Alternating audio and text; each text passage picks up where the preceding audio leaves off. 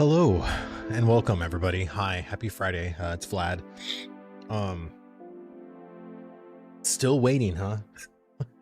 Kept you waiting, huh? Dude, what a day. How's it going, my dude? It's going pretty good. Today's been pretty chill day. Kids were actually really good today. Um, but no, I've actually been thinking about a lot of stuff that's going on in the Ashes community right now, and it's kind of funny because like the sentiment of the kind of sentiment that's like going on right now, um release the files. What's up, Daniel? How you doing, man? TikTok Steven. Yeah, we're waiting, dude, we're waiting. Honestly, like I feel like there's just a lot of people in the community right now that are like on edge, and this is the same thing I'm going to tell, or I'll kind of repeat the same kind of sentiment, the same kind of statement I said before when we were feeling this way. If you aren't happy with the current progress, if you aren't, feeling fulfilled in this test, please just step away. Like, it's for your own good. It's for your own mental health. And if you want to be angry about the state of the game, the state of systems, like, do it. Like, go leave feedback on every single system that makes you pissed off or that makes the game feel worse. Like, I'm actually preparing something right now for treasure maps because, whew, man, do I have a lot to say about the system right now. But yeah, like I would really just say, like, just take a step back, man. Come back in a couple of months. You know what I mean? Go play another game. Go chill out with your family. Go, hang out with your girlfriend, hang out with your wife, and just kind of step away. There's so many people in the Ashes community that feel almost like obligated to log in even when they're feeling like crap, or they're feeling like they hate the game, they hate what's going on, they hate, like, and it's like, you don't have to do that. Like, you don't have to, like, log in if you're not enjoying your time. You know what I mean? Like, and I think, it like most things, we see it's not like early P2, the vibe is odd. Yeah, the vibe is odd. I mean, it's odd because people, let me see, let's go. You always answer all my questions so thoroughly. Thank you so much. I'm excited to catch your stream. Yeah, no problem, man. No problem. It's always good. It's always good to have you, man. Thank you for showing up, man. I know we're testing, but games are supposed to be fun. If you're not, take a break. It's all good. Yeah, no, and the thing is that, like, I think what's frustrating some people is the fact that they were having fun, and now it feels like we're not having fun. Like, we had gameplay loops that were fun. Those gameplay loops feel taken away. Like, that's the kind of thing that I see more than anything right now. Is, like, we talk about caravans, or caravans are really good in P2, not so good right now in P3. And crates right now is what everyone's running. And crates, I've argued this even as a PvEer. Like, I don't think crates are particularly, like, compelling content in that sense. But I feel like you could just nerf it. And what I would like to see from crates is basically a return of form from caravans that, you would want to incentivize, like, to actually run the caravan instead of the crate. But I feel like, again, if you steal a crate, like, you should be labeled a combatant. And that's just like Glint, right? How Glint has stolen on it. The same thing should happen from the crate. And I feel like what we should do in every single zone is have, like, this permanent lawless area.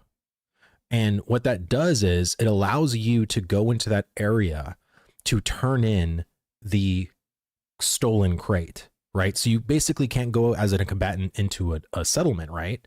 So you would have to turn in that stolen crate into specific lawless stations, basically.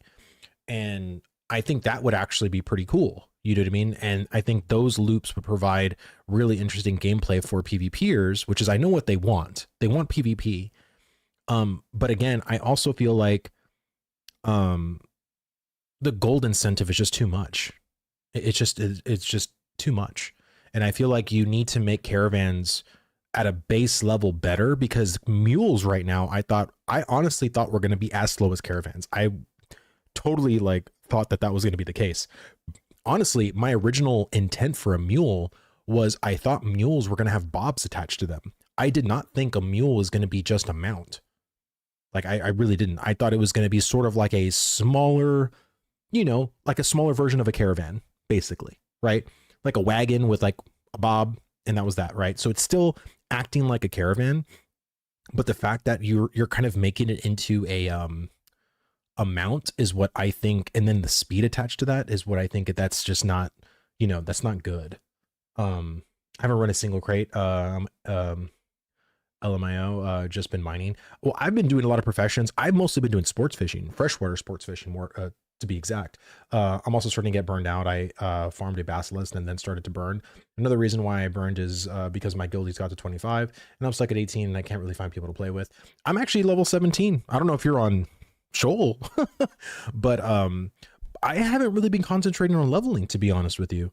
I haven't really been paying too much attention to like my level. I've just been doing stuff that I've been wanting to do, like my own little projects, and I just been leveling kind of naturally.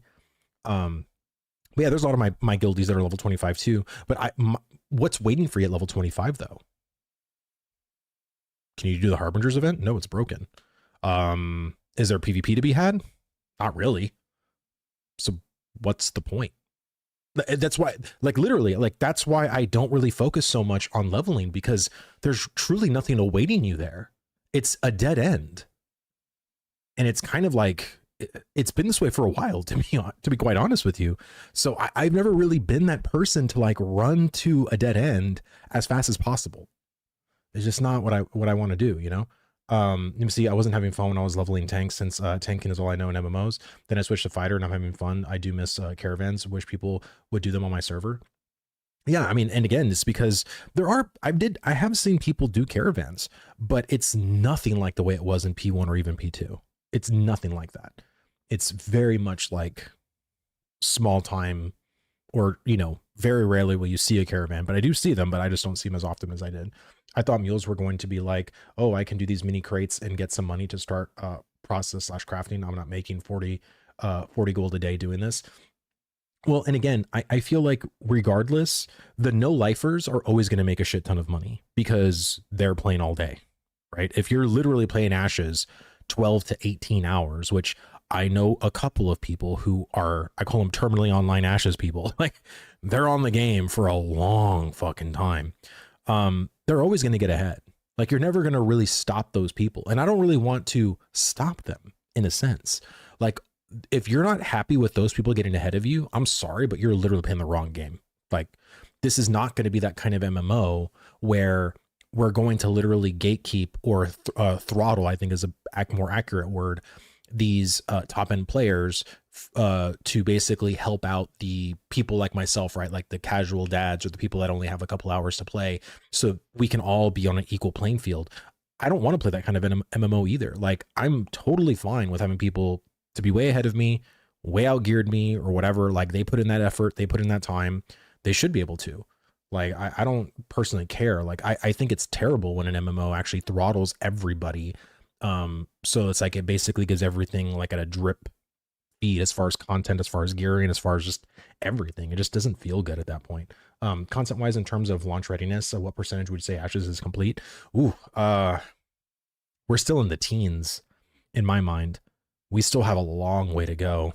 We still have like 90% at best, 85.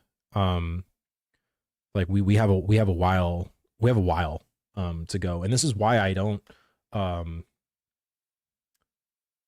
know, like I don't, I'm trying to think of how to say this. I don't want people to get so invested in this alpha, because really this alpha is meant for you to see a system at its current state. And then do you agree with this state? Do you not agree with this state? Leave your feedback. Like that's the frame of mind you need to have. And as soon as you start losing that, and you start focusing on the game aspects, on the thing of making what we have into some kind of a workable game for you, that is only going to lead to your destruction, your inevitable destruction of your mind, of your body, of your psyche, of everything. Because yes, you can actually formulate a game out of this so far, but it's not a compelling one, nor is it a deep one, nor is it really a good one at that. I mean, I like it, right? But the things I like aren't really like the game. You know what I mean? Like, I'm making certain parts of systems my game loop, but there's still so much missing from that. There's still so much that needs to be added from that. Like, I think the people that are really treating this as a game are the ones that are ultimately getting the most frustrated. And so I tell anybody, if you're a brand new early accessor that you just started playing on the 11th of December, if you've never written a Reddit post or a forum post or go to the Discord hashtag on the feedback section and wrote anything yet, I really implore you to, whatever you've done so far in your game, whether you're level 13, whether you're level freaking 5, I really don't care. Whatever system that really has, you know, got your little tickle in your ball sack, whatever system that is, write a segment about it. What do you like about that system? What makes you feel invested in that system? What makes that system kind of hollow? What makes that system, what would be something to add to that system to make it even more compelling for you? Like, what are the problems with that system? Like, do that. Like, seriously, like I really, really stress to you, like, please do that, because your feedback compared to the ones that have been here for over a year, like, we've been kind of jaded. A lot of us have been jaded to a certain extent, but I really do think that you leaving feedback like that would actually help out the team, and it would also put probably you in a different mindset, because maybe you're hearing me talk and you're just like, you know what, like, I have not left a single scrap of feedback. I haven't even, mostly just been complaining to my guildies that have been playing and haven't really done anything about it. And if that's you, if you truly want to try to shape the course of this game, or even maybe the systems that you care about in this game, because I don't care about every system in Ashes of Creation, even as a content creator, but I do care about the certain game loops that really get me going, the ones that I really enjoy and really love, and those are the ones, like, those systems are the ones that I leave the most feedback on. So let me see. I still think Steven slipped when he said we want to push beta in the year in 2026. That's just, I don't know. There's no way around there's no way that's possible. No, it is possible. It's totally possible.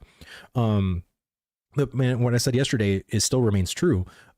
Just because, you know, if you're the lead, if you've ever been in charge of a project at your job or anything like that, and you're the lead for it, you have to have certain, like, you can't just tell your boss, well, we don't have any kind of ETA. Like, you have to even have something on paper that says, like, well, when is this project going to be finished? Like, what are all the steps to this project?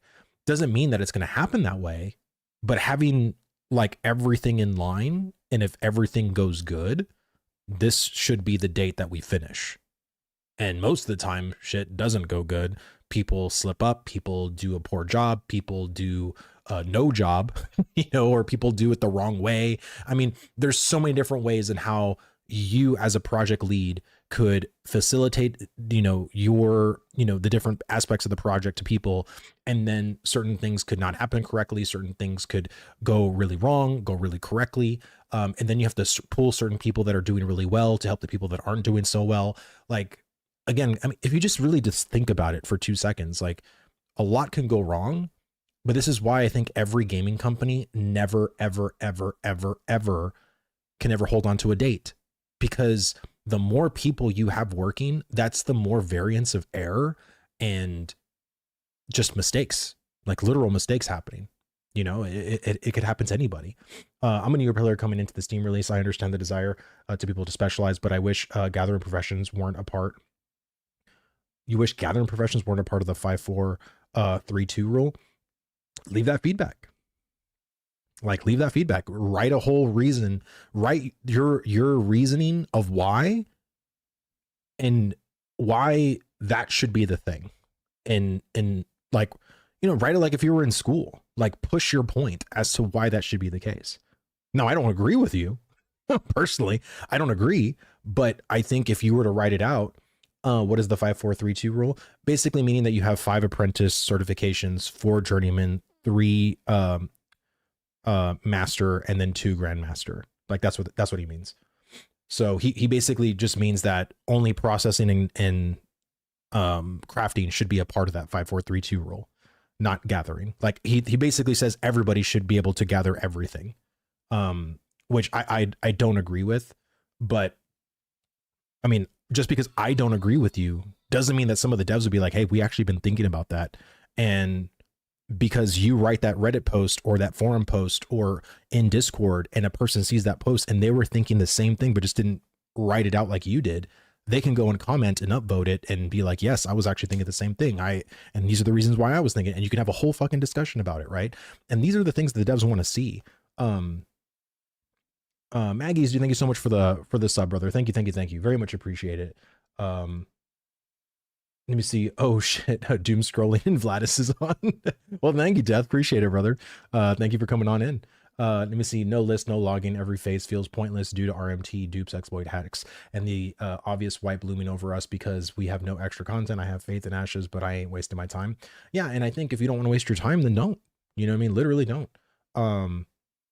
My audio isn't working on Twitch, but it works on YouTube. Interesting. I don't know why that would be the case. I feel like all my stuff is green. Everything's working fine. Excellent. Like, oh, never mind mine. Okay. Just wanted to make sure. Let me see. I am still preaching they should make this more like a testing ground instead of a game. People treat this testing as a game because the company treats it like a game instead of a testing. Yeah, I can agree with that. I think they need to because everything that I've heard from the closed alpha testing is that every sprint, because again, closed alphas aren't persistent, right? Like everything that I've heard from people that have tested a lot of the other MMOs in a closed alpha or friends and family, they go either on for a week, maybe 2 weeks, and then they like take the game off. They don't get to play again for like a couple of weeks or even a month.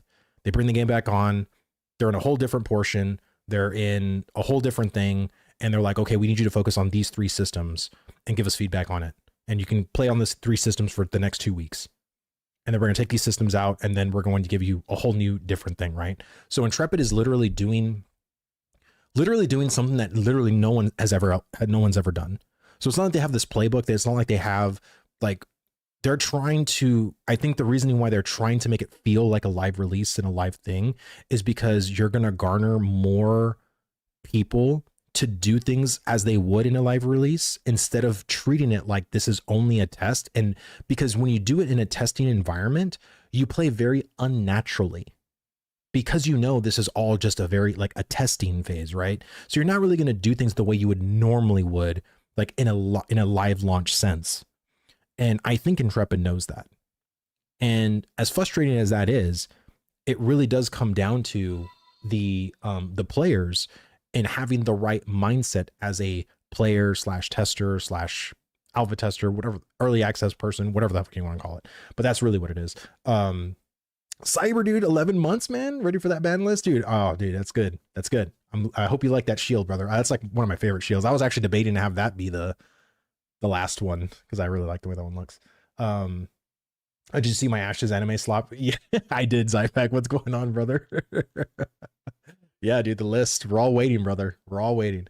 I think it should be 6543, but limited to 1 GM in each category. Gathering, processing, crafting. I mean, that could be interesting. My thing with everything with, I actually wanted gathering specifically to be more limited personally, because that just leaves other people to have their niche, right? Like if I pick like lumberjacking, mining, and fishing, then that means that every kind of huntable that I see or every kind of flower that I see, I just leave alone. That's for the people that picked herbalism, right? Like I want to make stuff feel like I chose to go into these kind of lanes and I can't really go in the other ones. Like that's why I like gathering, if gathering was more limited, but because I think that would breed more not feeling like the world's empty, right? Like, you know what I'm saying? Like, I don't know.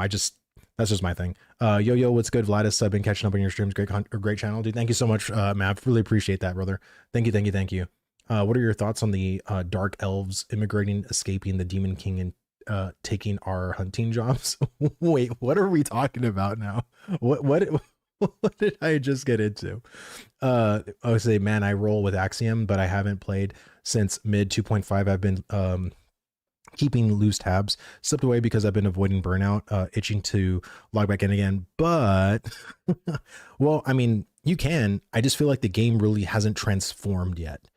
Like gathering wise, getting rid of static node rarity was a huge thing, but it's still, you're still hitting rocks at the end. Like you're still doing the same thing. You know what I mean? Like I don't know how to really say it other than just like, it still feels very much the same. Like if you played, you know, phase 1 or phase 2, phase 3 feels very similar, but now you have like all the classes at your disposal, right? Summoners playable, rogues playable, bards playable, like all of them are playable. But there's still like no new questing, no, like there's nothing like really, like, I mean, you're still grinding the same POIs. Even the Harbingers event is beyond messed up right now. Like people can't even do it. People are dying in the settlements because of the bug happening with Harbingers. So people don't even want to do Harbingers because who the hell wants to die in the settlement? Imagine just randomly dying in the settlement and you're carrying your precious like materials from your storage. And then you have like your epics and legendaries that you're going to go and process, and you just randomly die because you went combatant and then poof. Like no one wants to deal with that shit. I wouldn't want to deal with that shit. That's a very bad thing. Bad thing.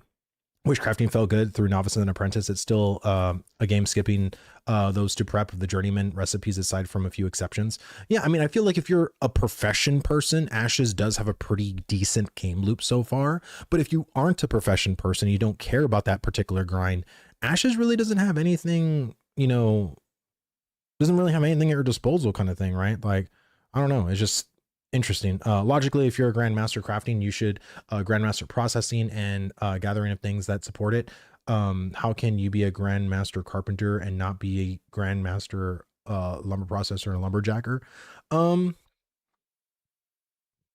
I get your point, but even in real life, that's the case.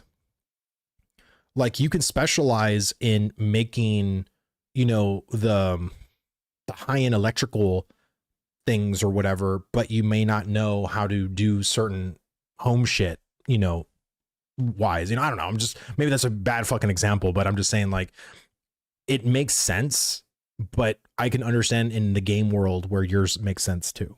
It really just comes down to what Intrepid wants to do. And I really believe they're trying to go into the exclusivity route.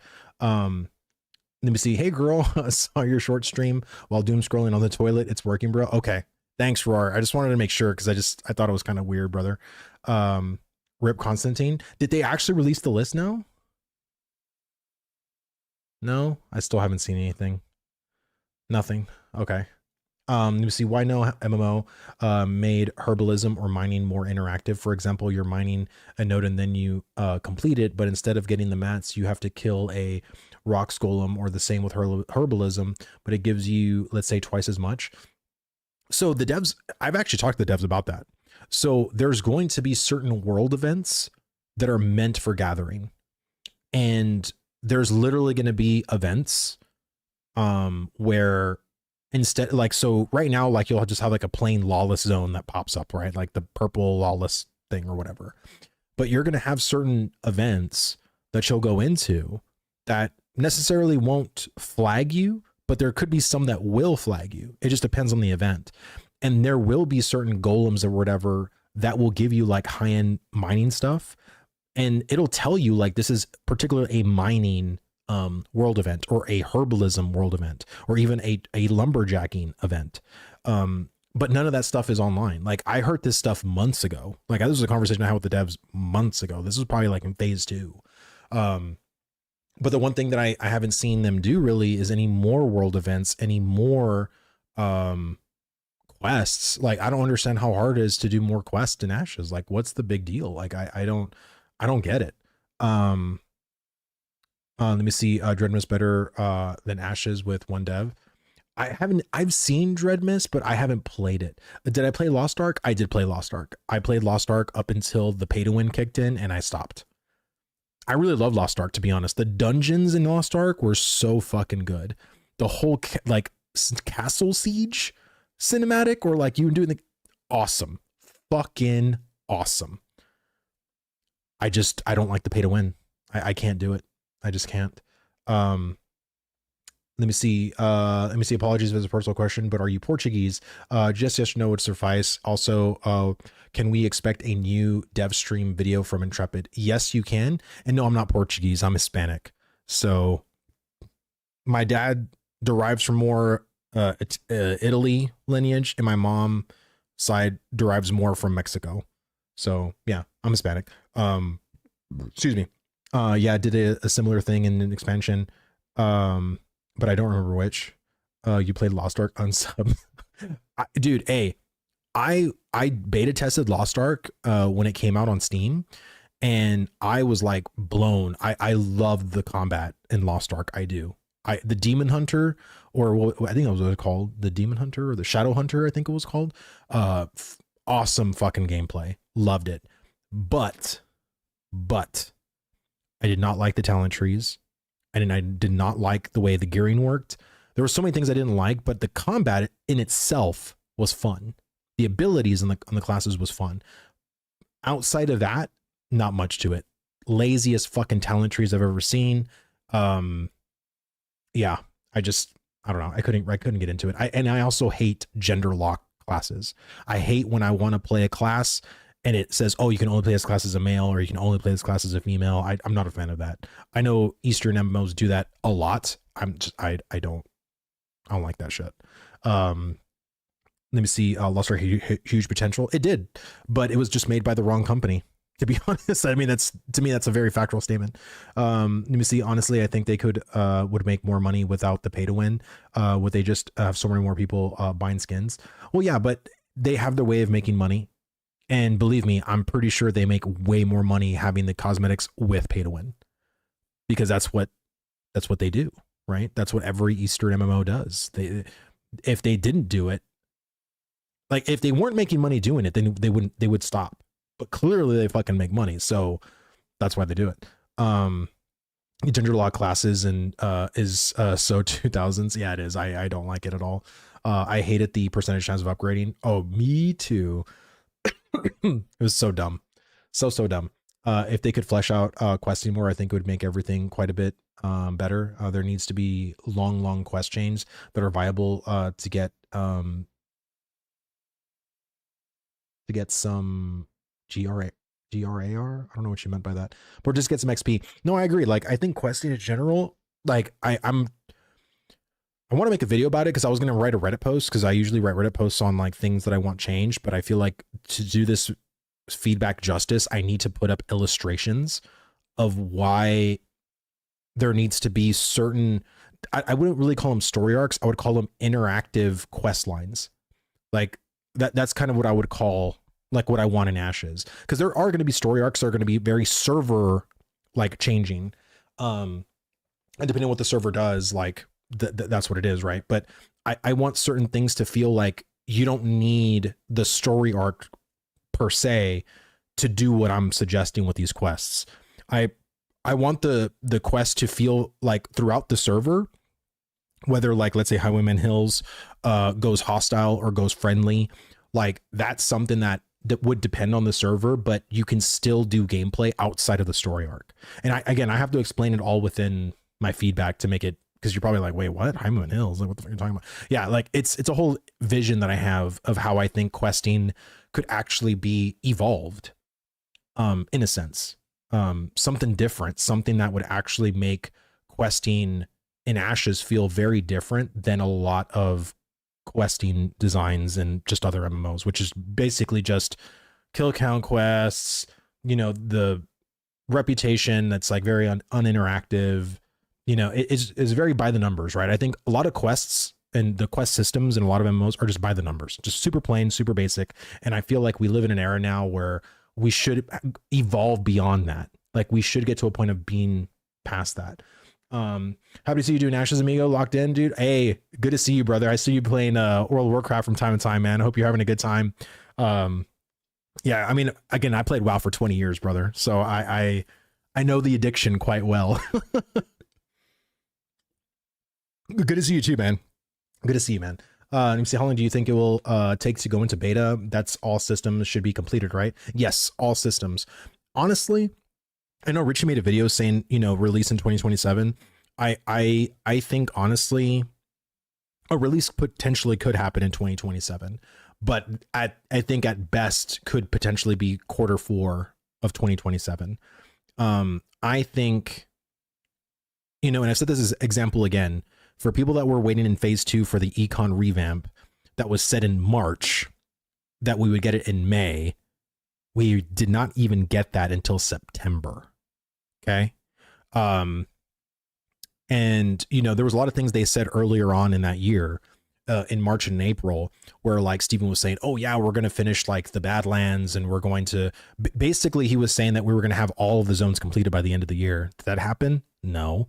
So a lot of shit can change. You know what I mean? A lot of stuff can go wrong, or they could pivot, or they can just say, hey, we got to stop concentrating on these things and we got to focus on these other things. Right. So I would personally say and suggest to wait, or not to you guys, but I would say, if more realistically, we're not going to get into a beta probably till 2027. I wouldn't even say Q1 2027 either. I would say at best we would probably get into beta at the earliest in my mind would be summer, like June or July. But we have a lot of stuff on the docket yet. I mean, we do. Like, if you go look at everything that we need, and that's literally not including the second continent. So my projection is eliminating the second continent. We could be ready by beta 1 in summer of next year. If you include the second continent, I don't even know, because we've literally been in this one continent for a year. We would need, and all the stuff that's going wrong in this continent, right? Like all the different things, all the different problems, all the stuff that we've been figuring out in just these areas, we would literally have to do that in that continent. And the only way I can think that could work is if they literally take out the current continent we're in and basically lock it, like force us to go into that new continent and can't play the old one, so we can be in that new continent and test it for at least 6 months. At least.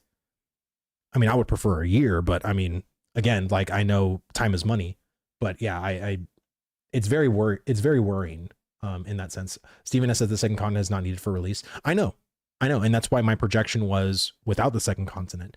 But however, he did say, if the other studio that helps Intrepid out in creating the second continent finishes, and then they can actually put in like all the quests, all the different things, like you basically copy pasta all the systems basically from this continent to the new continent, and we can go in there and test terrain, quest lines, do all that stuff, and it works out great. But we still need to be there.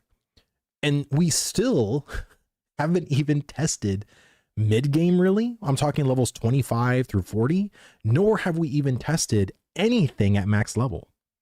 We haven't tested all the 30 to 40 abilities for classes. We haven't even, we don't even have the end game talent tree. We don't have, like, there's still so many things that we're in the process of. And it's a very hard thing for me to wrap around my head of all the shit we got to do before a beta. So let me see, full release of full game or beta 1, Vlad. Wait, why not take this one continent we have and split it into 2 divided by ocean? Oh, I mean, they could. I just don't know if that's a part of the design. Let me see. A little bird told me that they were trying to push for release this year. Friend of a friend kind of info. So grain of salt. No, yeah, a lot of people have been saying it. I mean, Steven said it, right? I just think that we have so much left on the table to do. And I think, would Steven and the team be happy with their work and with our positive or negative sentiment of where we're currently at. Because I feel it was very resounding when early access got launched. I don't think anybody was happy about it. No one.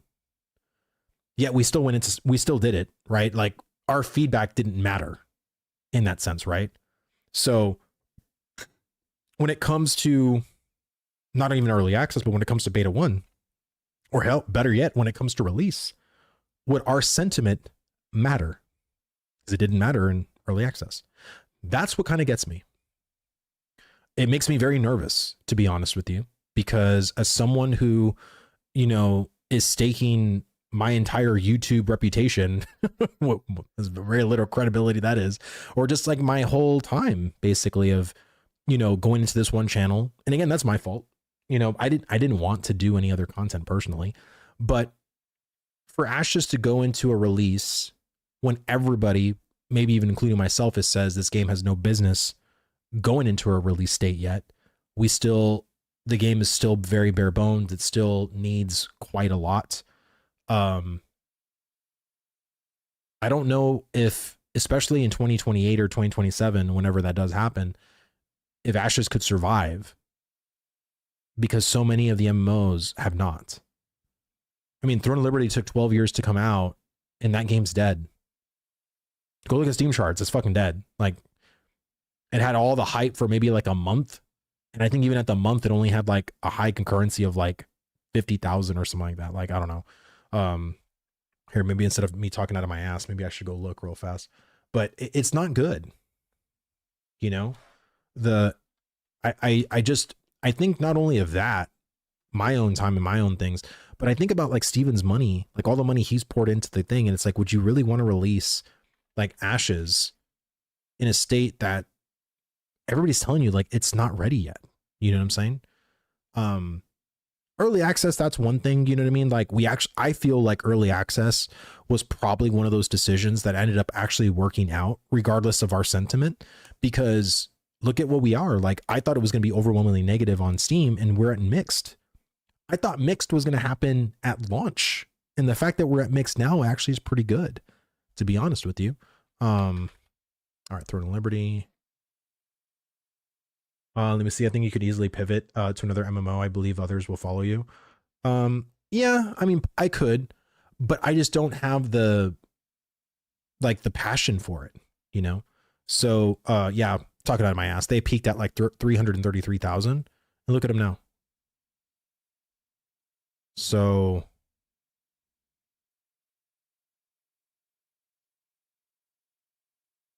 I don't know how that peaked at 333,000 when that isn't even interesting. Wouldn't it be at like 333,000 like at some point? Anyway, but yeah, like Throne of Liberty's dead. Like, it's just, there's literally more people playing an alpha than a launched MMO right now. That took 12 years to make. Like, go figure. This is a hard genre, man. Like, this is a very unforgiving genre too. Yep, Steam early access was a crazy good move. Yeah, like I said, I didn't think it was a good move, but look, I mean, I was proven wrong. It really was. And I think even though there was initially a lot of negative reviews and people, because I knew it was going to happen, there's so many fucking haters of Ashes of Creation. There's so many people that are, you know, just not, they love to hate this game, you know. Slurp, dude, what's going on, brother? There's the guy. It's the weekend, my boy. We made it. I know, dude. Congrats, dude. Congrats. I hope you had a very fulfilling day at work. Oh, look who it is too. And there's my boy Planning. What is up, man? Good to see you guys. Let me see. Download the Dreadmas MMO. We need to take a break from Ashes. I mean, I might download it. I probably might watch well.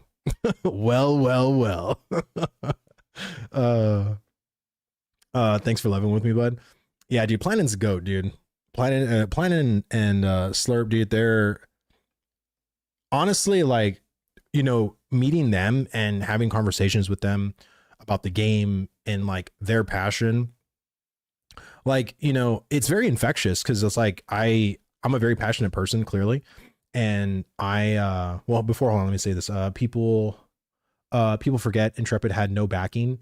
Guild Wars 2 had Guild Wars 1, WoW had Warcraft, etc., etc. Most MMOs are established IPS with a lot of investment and backing. Intrepid has is having to swing UO. No, for sure. And again, I think the biggest thing what helped Intrepid was Lazy Peon.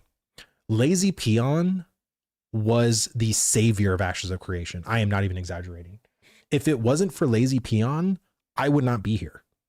If Lazy Peon decided I'm not going to make Ashes of Creation content, or decided that why should I make Ashes of Creation content, I would not be here in this community. Because I was watching Asmongold in 2020 in July, and he reacted to that video, and boom, here I am. And here I've been. So kind of nuts. Steven knows what he's doing. We're a step in the right direction. I have faith 100% in Ashes, close to 400 hours so far. Yeah, I have 194 currently. I think a big part of that actually is not actually time played, because I didn't realize early on that you had to actually stop it. That was like a thing I didn't really see. But yeah, I'll never forget when Planet gave me Palace Cat. Oh, nice. Think about all those steamers that don't know the joy of watching Narc crash out and burn. Oh my god. They don't even know who Narc is, dude. Or maybe they do. I don't know. We'll see. But ultimately, like, you know, my boy Planet and Slurp, dude. I mean, they're good people, man. And you know, I try my best to, you know, because I'm a gamer, right? I mean, so are they. But I never try to sugarcoat it with them, you know, but I'm always very respectful. At least I feel like I am, you know, and that's why they always want to talk to me or like they never ignore me really. But it's just one of those things that I want the game to be as best as it can. And anytime I feel worried or anytime I feel concerned, you know, is where like I write feedback or I try to give them, because I hate it when it's like, oh, these systems are crap, these things don't work. And it's like, well, what would you pose as a solution? And I'm like, I don't fucking know. Just, I don't like them. You think of it, you know what I mean? Like, it's just whatever.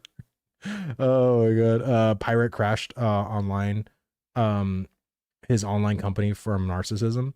Dude, well, Pirate, I mean, he has an ego, dude. I'm sorry, I have never met.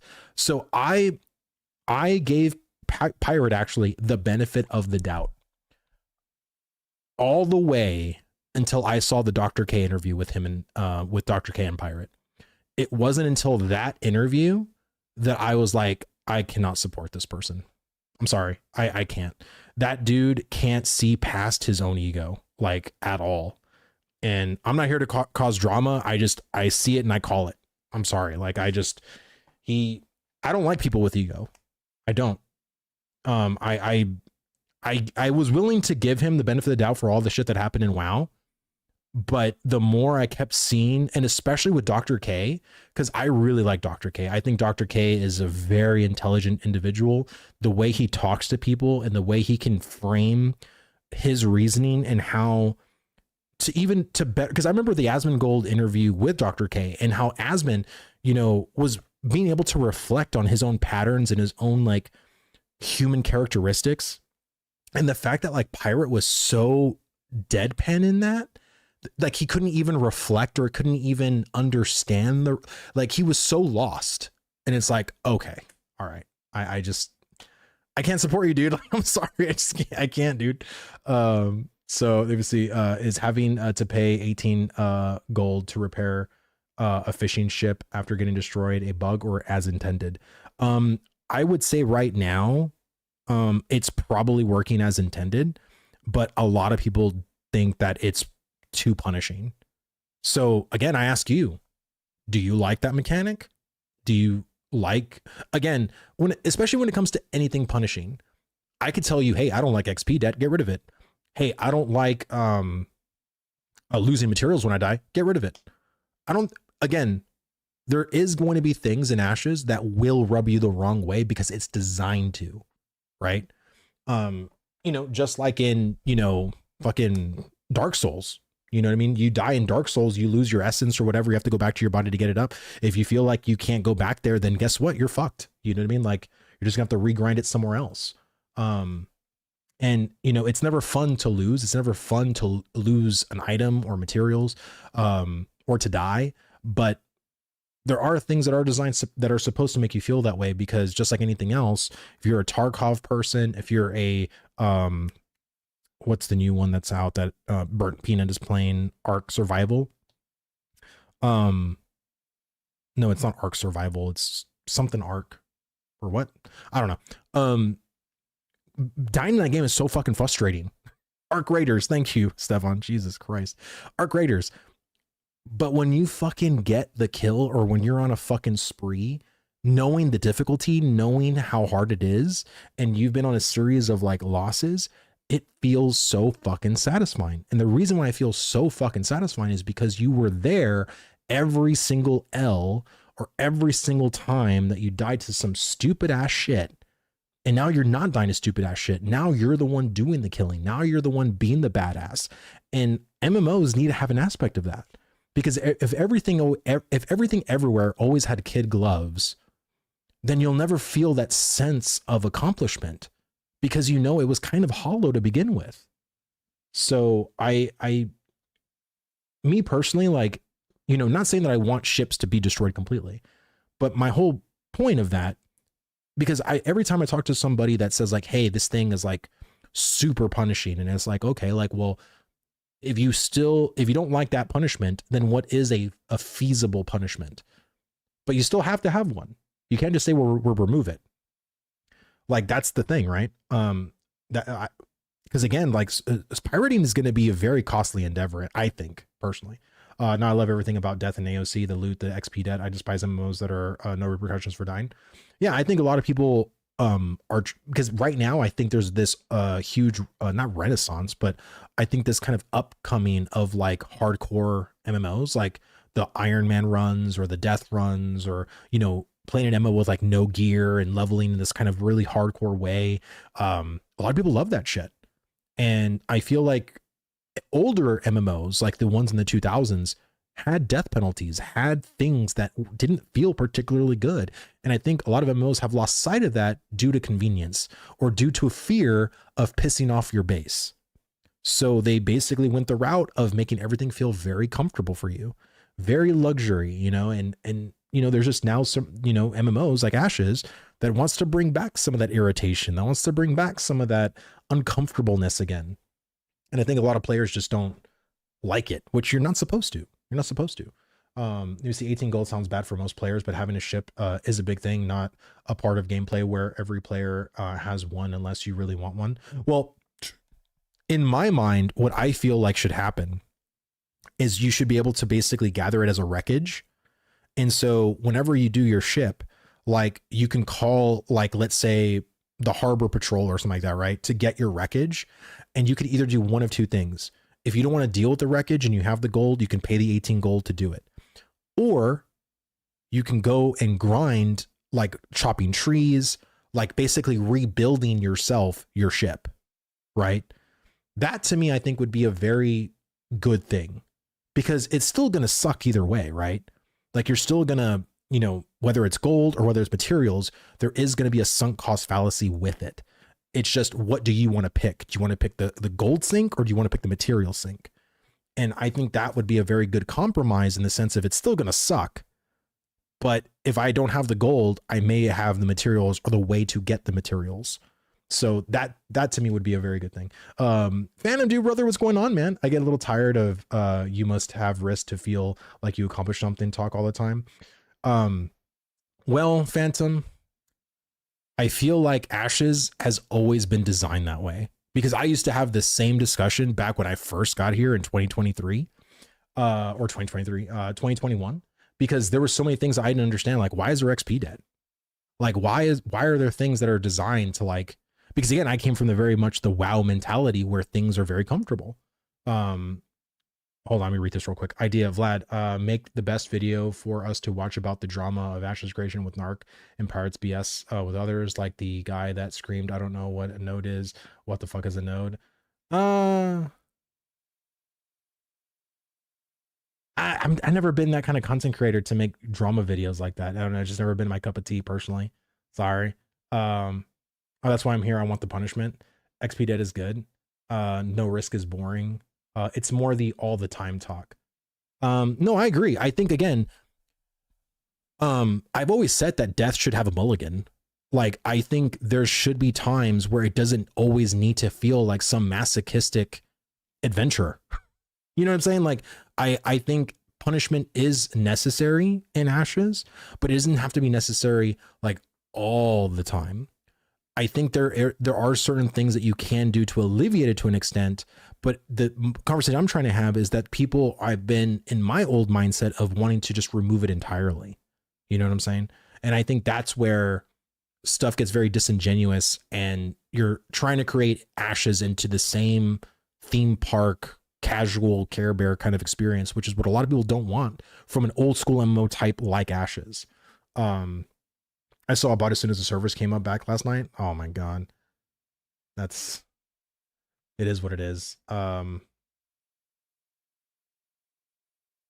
me see 1 second. I just wanted to scroll up real quick. Sounds like Ashes is in the game for him. Well, no, I mean, Phantom has been Phantom has been here since way longer than me. So the game is pretty much, he understands the game. Like, I think Phantom probably understands the game better than I do. Because like I said, he bought the second summer backer pack back in 2017. He was number 2. So if anybody knows this game, it is Phantom. Let me see. There's too much focus on drama at one point. Ashes is a spicy community for scrappy new upstart MMO. Let me see. It sucks when you die in PvP and respawn in town instantly to be killed again by guards because you are still purple. Well, to me, I feel like XP debt should only come from PvE, personally. Maybe that's a hot take or something like that, but I want PvP to feel more like other things, like other penalties. Like, I don't think XP debt needs to actually be attached to PvP death. I think there could be other death penalties that could work. But I'm not a fan of the XP debt with that. I think XP debt should come from PvE mobs and world bosses and stuff like that. Things that are more PvE related. But yeah, getting XP debt because someone's like spawn camping you, like I don't know. I just don't agree with that personally. I think there should be other, like other, because again, I think Ashes has like 9 different death penalties. It's fucking nuts. And I've never understood why Ashes is so, like, has this hard on for having so many different death penalties. But I just don't like the XP debt attached to PvP personally. I would like a judgment system maybe where you die, you face with the spirit, and either it tips one way or the other. One way lets you keep your items and the other gives you the penalty. Oh, that could be interesting. I would love to see how that would play out. Only saw one, but yeah, it was like BBSYY kind of name, and it was speed running resources. Oh god, yeah. I'm gonna try to go in game, and I'm gonna see what I'm gonna do as far as like bots and stuff like that. See what I can find. Yeah, cut PvP XP debt in half. I would just say cut it out. Period. Don't even cut it in half. Just cut it out. The issues is that new players are experiencing the same issues old players did, and the old players are coming back and feeling the same pains it's causing. At least that just might be my group of people. No, I don't think it's your group of people. I think it's very much like everybody. I just wish PvP didn't feel so forced. I want arenas. I don't think PvP is really forced, to be honest with you. I think right now, especially with how high corruption is, like, I don't really see people like outside of the baiting and stuff like that, which again, I think are more UI issues and more settings issues that Intrepid needs to make a better, better default options for new players, because I don't think new players are ever going to go into their settings right when they log in the game and know what settings to even have for PvP. And especially for how complicated this game is with like flagging statuses, combatant, non-combatant, like people aren't going to fucking know. So there needs to just be better, like when you spawn in the game first time kind of settings that helps new players not be able to get baited. Like that's really it. I recorded a sunset that was absolutely beautiful with the lighting, looked absolutely amazing in game. Yeah, I know Planet has been working with the world building team to make, you know, Ash's world really solid. Like I said, I've managed to see a couple of things in my stream and also just, you know, outside of the game where I'm like, man, this looks really freaking good. But I'm going to be honest with you guys. I'm really dreading the next couple of days because winter's coming. And I hate winter. Any other season in Ashes, I don't mind at all. But man, oh man, do I freaking hate winter. I hate winter. I wish they can just skip winter, to be honest. Because guess what? Winter is coming, and it's not even winter season. It's fucking fall. And for some reason, Intrepid doesn't understand that fall is winter 1 and winter is winter 2. Like it's, oh God, it's just so annoying. So annoying. Oh, sweet, a good reason to like it. I know, right? You see, yeah, like holy shit, guys, this looks amazing. Yeah, they've done a really good job with the world, especially in Riverlands, man. I love Riverlands. Like it's such a great area. What's wrong with winter? So there's a couple of things. There's, I don't know, like I think winter in general just isn't my vibe personally. Like I've never really been a fan of like the snowy areas in game, but I think the other thing that makes it really bad is just like how it tiles the winter like over time. And I think because they try to spread it out, because again, you're going to see winter in fall. Like as fall starts to approach, you're not even really going to see fall. Like fall to me, like if you're going to start transitioning to winter, you need to do that like the last 2 days of fall. Again, in real life, I'm not even exaggerating, in Ohio or in any of like the Midwest, you could literally go from it not being snowy at all to then the next day you wake up and there's 2 foot of snow outside your house from one day to the next. Sometimes there's not a slow transition into seasons. I you know what I mean? Like, and so I just specifically think for winter just needs to freaking feel like it came and went, you know? And the fact that we feel like winter's already coming in the fall, like it just, I don't like that. Intrepid is based in Cali. Their fall should be like 80 degrees, 100%, dude, 100%. A single new flag would turn the entire server on a battleground. Just one flag that blocks all non-consensual PvP. Let the players that want to PvP. PvP without XP debt, hitting non-PvPers with a gear drop as punishment for dying. No corruption. Well, I mean, like I said, Master Chief, leave that feedback, man.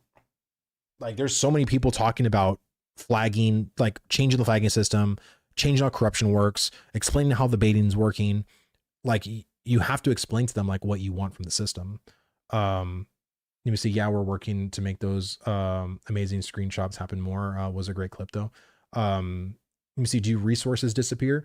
Resources in winter don't disappear, but they get covered with the snow. So some resources like Revidium is harder to see in the Riverlands because it's like covered with snow, you know? But yeah, it is what it is. Yeah, I live in the Midwest and it can be blizzard one day and tomorrow it's 70 degrees and sunny. Yeah, that's what I mean. Like, I don't know.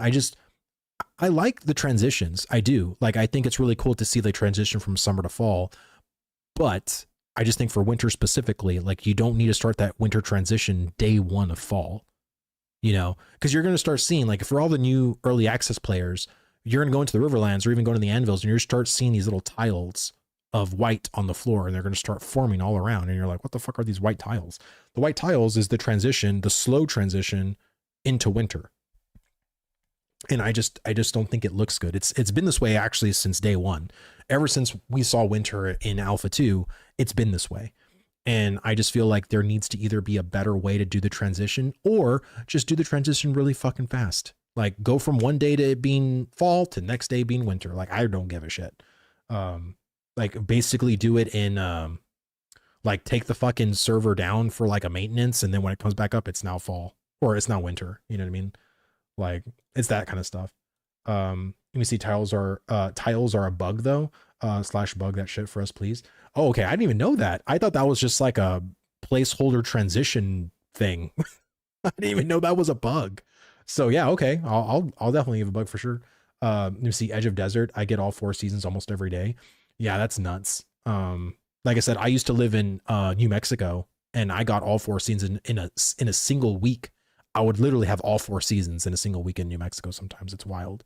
No, it's supposed to be smooth.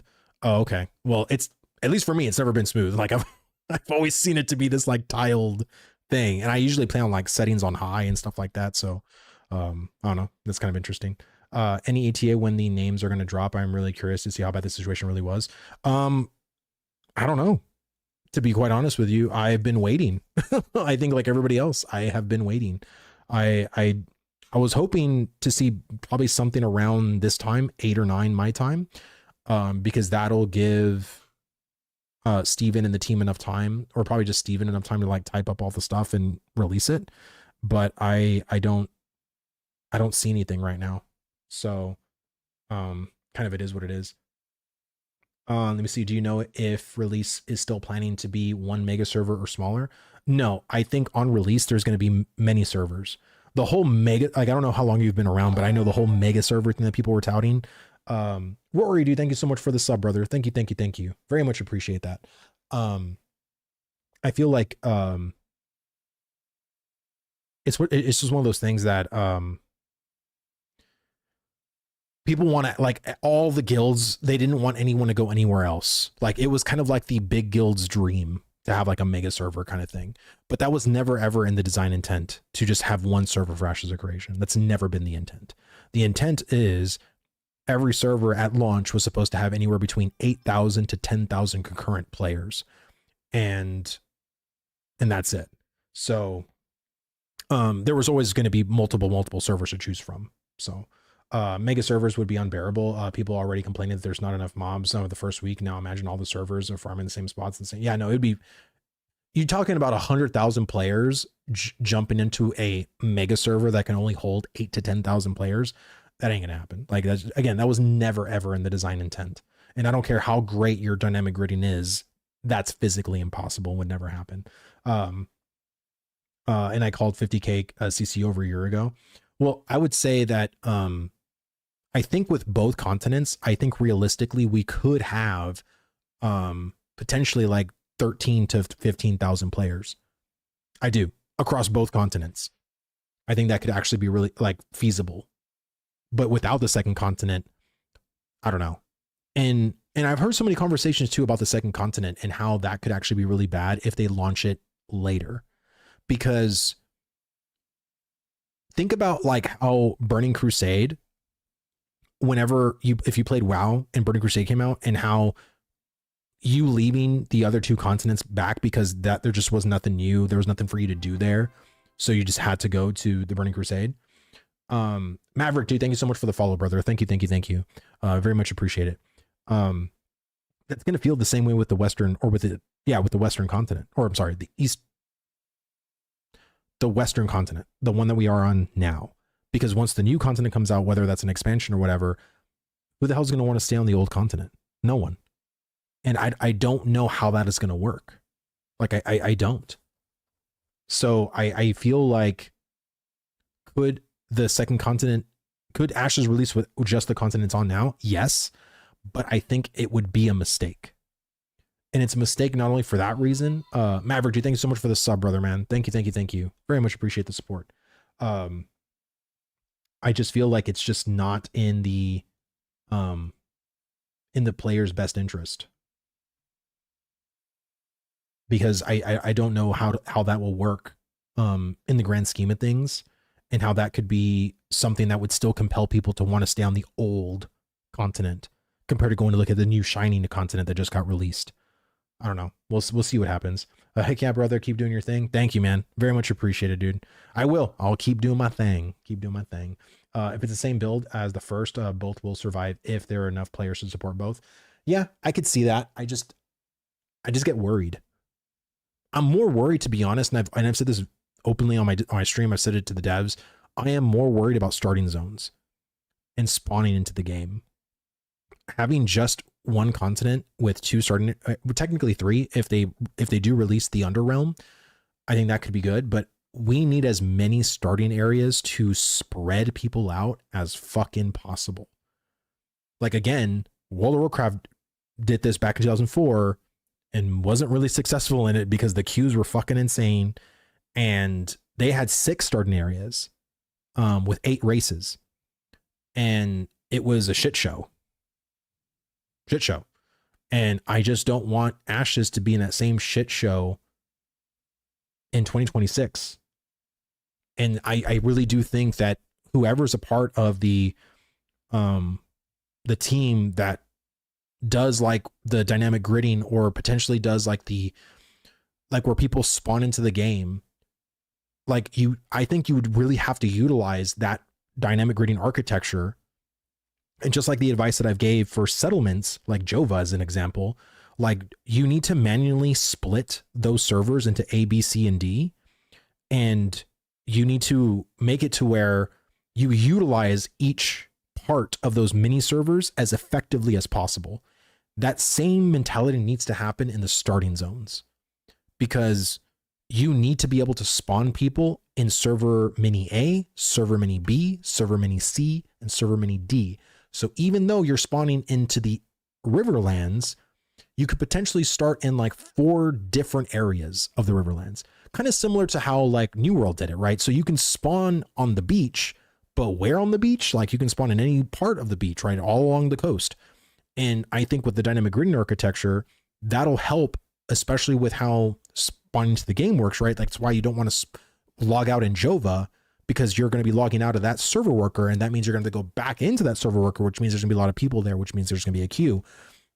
And to alleviate queue times, that would be a really, really good thing, because if everybody's having to spawn in the same fucking location on the same exact server worker, you're literally just causing a big bottleneck. That's the same thing of like, imagine it if you were on a 4-lane highway that they closed 3 of the roads and now everybody's having to go down the same fucking road. That's what it's like. But you have, with this technology, you have the advantage to not even do that. You have the technology to make it be like, fuck it, we're not barricading all the roads.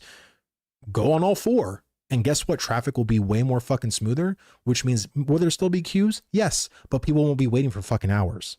Comparatively, if you just made people spawn in just one fucking part. Like, that's the thing. Like, that's always been my thing. As some of the underworld is built, access is blocked. Yeah, I hope it is built. Like I said, they did have stuff built in Alpha 1, so I would assume, yeah, they have stuff ready to go. I said that a month ago, more server starting points. They can age up or go away as the towns level up, leaving only 2 or 3 for... Yeah, no, that's what I've been saying this, brother. I've talked to Planet about this. I've talked to Steven about this. Like, I've talked to anybody that can fucking hear me at Intrepid about this, because it's a very serious issue. To me, it's a very serious issue. Now, the thing that I've noticed is that in the Riverlands, especially in the cathedral area, you know, where as soon as you leave the cathedral, how there's like that barrier. And if you go to where that barrier is, where the tree is, that there's like something there at the bottom. So that's not done yet. That actually will be something where you'll like be able to go down there. There's going to be a whole different section of server workers down there. And I think, again, like, you take advantage of it. Like, seriously, like, take advantage of it.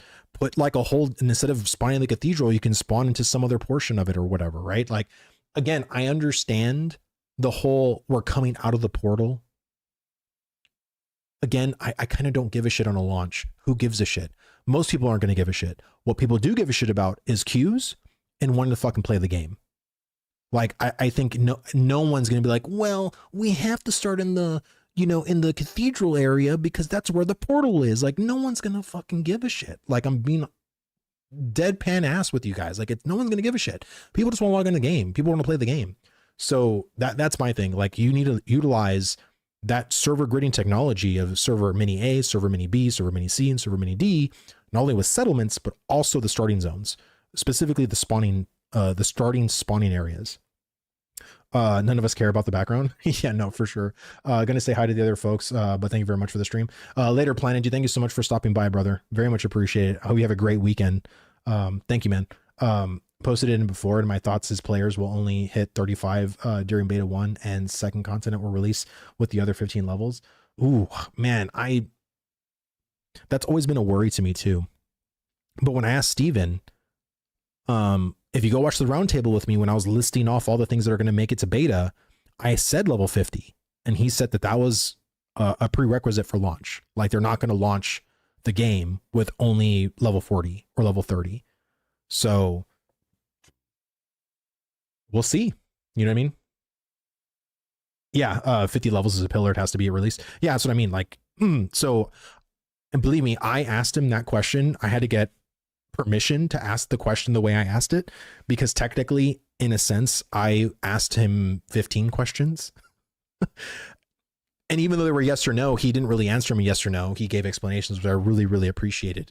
But the reason why I asked it in that way is because that, if I didn't ask it that specifically, he probably only would have gave like 1 or 2 examples of what's going to happen, and that's it. And so this kind of was able to appease not only, you know, well, mostly to appease us, like the community, so that we have very clear, like, oh, well, no, he said this, and he said this was going to be at launch, right? Or this was going to be at beta. So it was more for that reason. Is the release though, beta release, was he talking about? Yeah, it was beta. Everything that I said was at, for beta. So, when can we expect the next dev stream update from the, end of the month? Yeah. Basically every live stream is usually set to the end of the month. So what is it? The 30th. So I would literally expect January 30th, because that's the Friday. That'll be the live stream for January. Let's see, usually last Friday of the month. Yeah, for sure. All right, guys. Well, let's go ahead, and I'm gonna just play Ashes of Creation now. I feel like we did a really good chatting before we started to play and kill some bots and hit some rocks and, you know, do all that stuff kind of thing. Let me see, any news on what happened with the ban list? I don't. I've been watching you guys, because I'm pretty sure someone in my stream be like, Vlad, they released the list. But no, I have not seen any news yet. I haven't seen anything pop up yet. So I am all anxious. I'm all anxious to see what happens. Shit, I don't have my water. Forgive me, guys. Let me go get my water real fast, and we'll play some Ashes. All right, let me go. I want to play some music for you guys.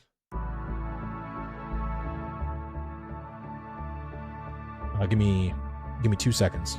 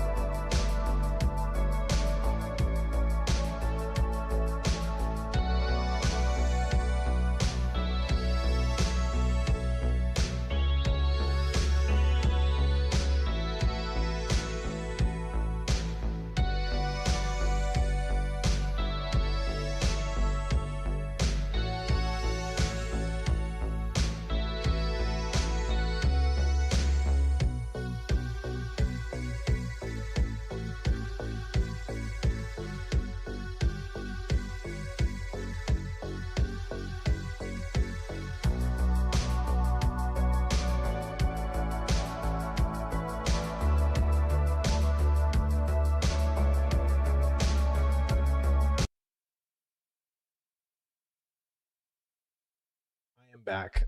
Strauss, dude, thank you so much for the raid, brother. Thank you, man. Hope you've been having a good Friday. We're over here just waiting for the ban list. Like everybody else, right? Yeah, sorry. I was just getting some water. Ban list when, bro? Hopefully soon, man. Hopefully soon. I'm just waiting on Steven. Waiting on Steven to see what happens. No problem. How goes it? Good here. It goes good, man. Been a good Friday so far. Was hanging out with the family. Kids have been good today. No complaints from me, man. It's been really good.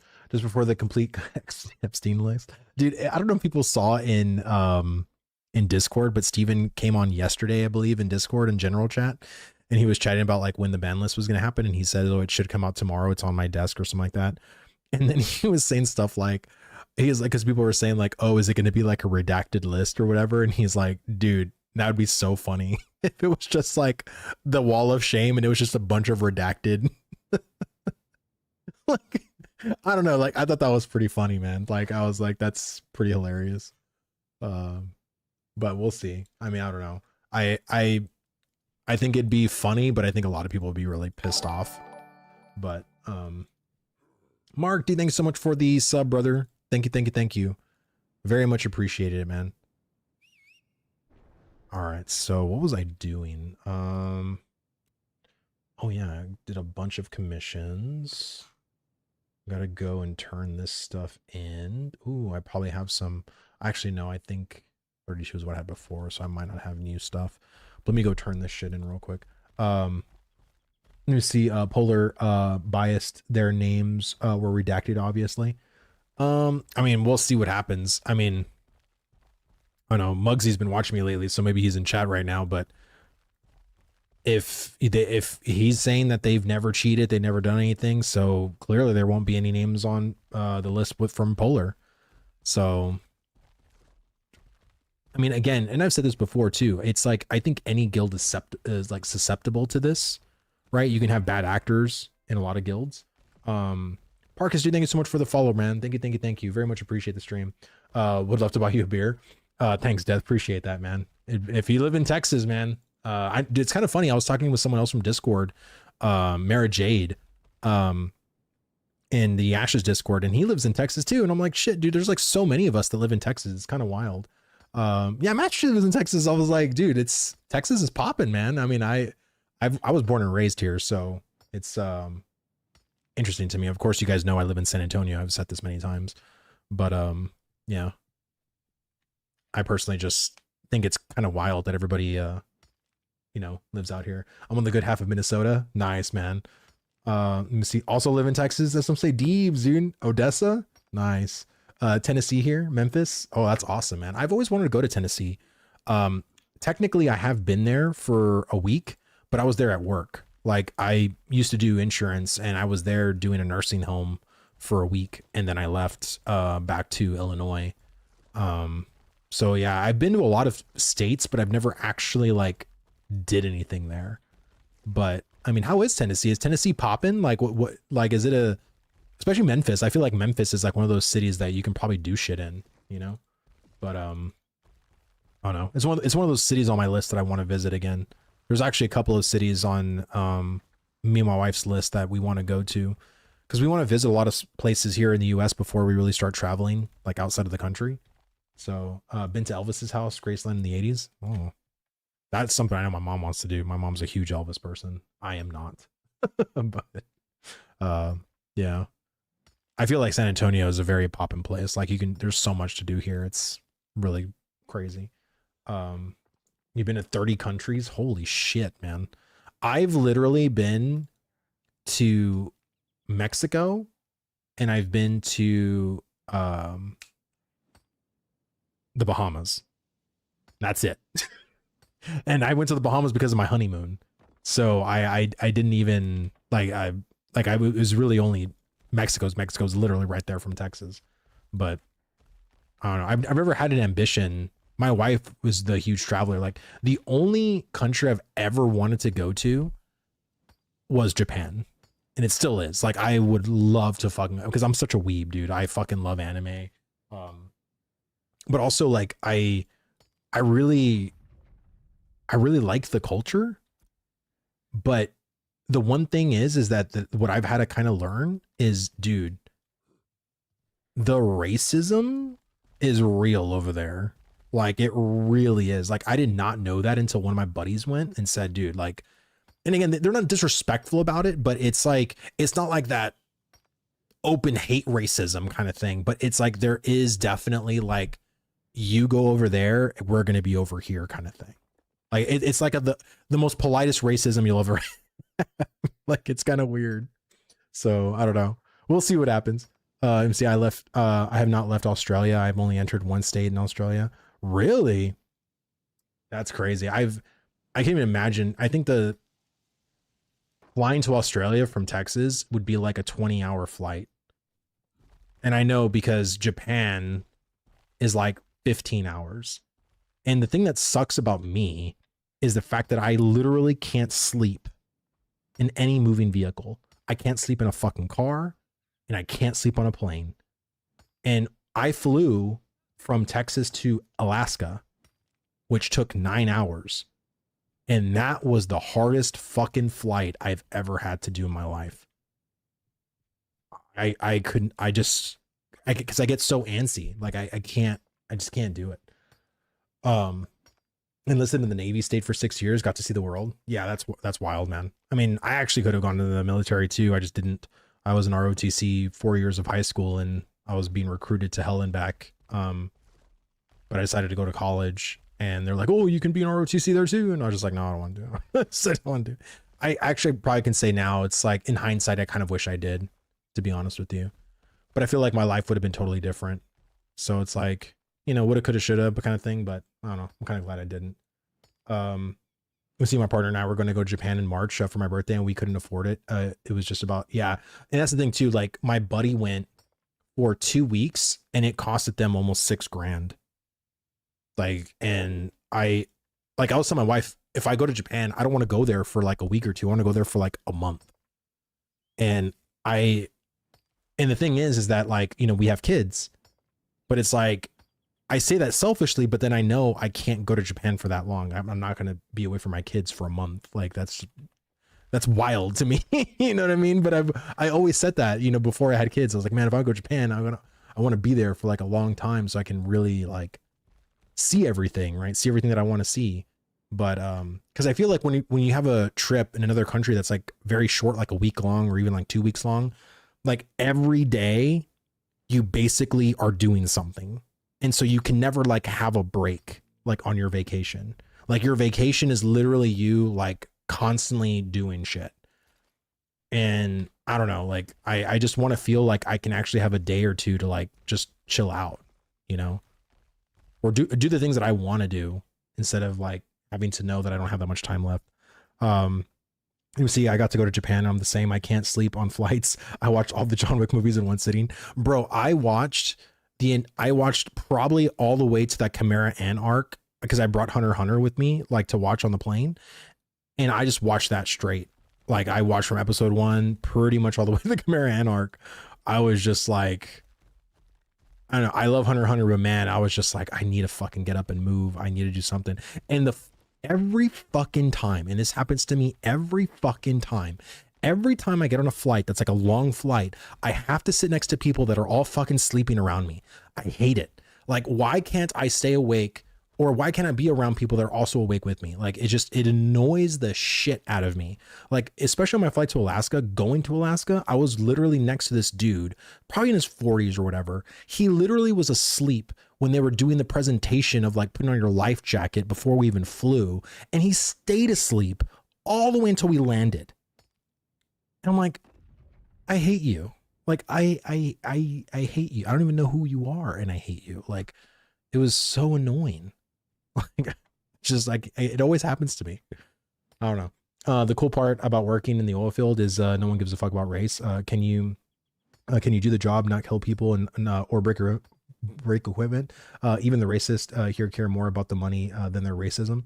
Well, I think when it comes to oil field, yeah, like I used to work oil field too. I worked for Schlumberger for a short period of time. It was like 9 months. But yeah, I felt in a lot of ways, many days that I thought I could die. Like, no joke. Like, there was just certain days where shit was going on or people were doing stupid shit and, you know, hose busts, gasket busts, you know, people didn't tighten shit right. Like, you know, because of the pressure and how hot it is. And, you know, there's so many fucking things that can go wrong very fucking quickly. I never had a job where I was literally afraid for my life, like just on any given day. I don't know. That to me was just a very wild thing personally. I feel like being awake is a primal mechanism. I also can't sleep on a plane. I feel like people who do sleep have no preservation. Yeah, dude, I just wanted to get the basalt, brother. It was just common. It was just common, man. But yeah, I don't know. To me, it's just kind of wild. Let me see, and all of them can or will maim or kill. Yeah, no, for sure. For sure. I went to Georgia and spent $6,000. Oh my god. Dude, I can't imagine like going to just another state and spending like thousands of dollars like on your vacation. Like so we went to Florida a couple of years ago, and that was expensive for me personally. But I've never been one to like I don't spend money. Like, I don't know. I've never been that one to like spend. But my wife, you know, and my kids, you know, I want to be able to, for them to have shit, but it's just like, I've never been about that life. Put it that way. And we're planning to just, me and my wife, go to, Florida again this year in March, which I'm very excited about. Actually, we're going to be meeting up with, the Golden Feather. We're going to be going to Universal Studios with them. Super excited about that. It's gonna be a lot of fucking fun. Holy shit, what the fuck's going on in Jova? People are all dying and shit? Wild. Okay, so let me put, okay, so I can't put that. Some here. Any rare basalt here. Rare granite. Let me see. Is it worth getting into sports fishing right now? Are fish still going out of bounds often? Bro, yesterday, oh my God. If you were to watch my stream, Andrew, from yesterday, 3 times in a row, all my fish got out of bounds. I was pissed. Like, beyond pissed. So, I don't know. Like, I would say, you know, try it out. But if your first fish gets out of bounds, I would be very like hesitant to like do that again, kind of thing. So I don't know.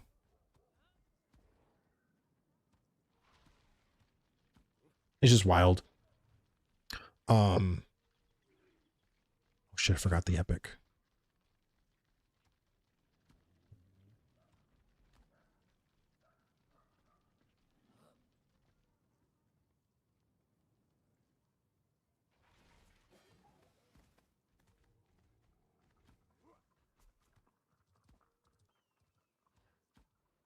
Let me see. I went to culinary school with the dude from Odessa, Texas, scrawny white dude, and the Italian me were the best on the grill. Hiles Vlad. Let me see. Gonna go fish up dinner. Thanks, homies. Later, Death dude. It's good seeing you, man. Hope you come by tomorrow. Probably not worth the risk. Expensive lures then. Oh yeah, no. Like buy the cheapest ones you can, for sure.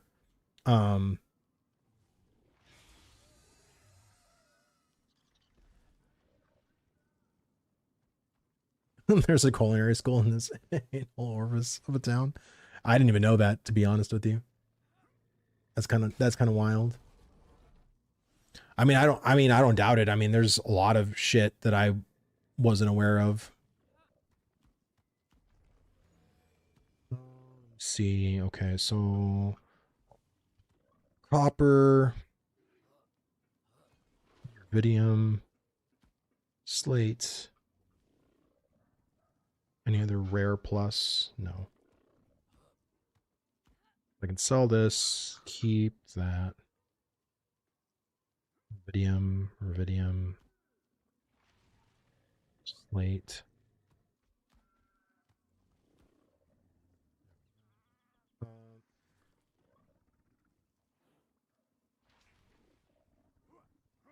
Okay. So we still got copper, which I can probably sell the rubies, sell all this shit. I'll keep this copper, and I'll see if I can send that into frags.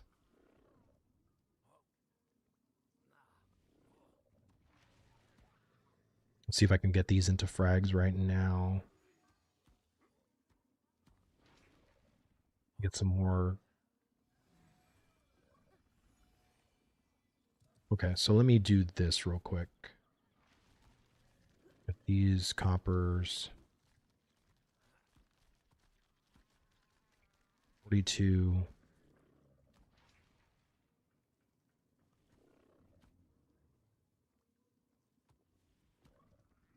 Let me see, 120k pop and nothing for families to do. 150k in Midland, and let me see, a cringy theater is the most fun a family can do within 100 miles. Whew. Yeah. I lived in a small town here in Texas, and I moved to San Antonio. Best decision I ever did. I can't stand um not being able to do shit. It's so annoying. Oh, synergy. Sorry. I saw cringy. Okay, synergy. Let me see. I'll put these in here so I have 35. I'll always get these in here too. Fuck it. 62. All right, let's go turn these into fragments real fast.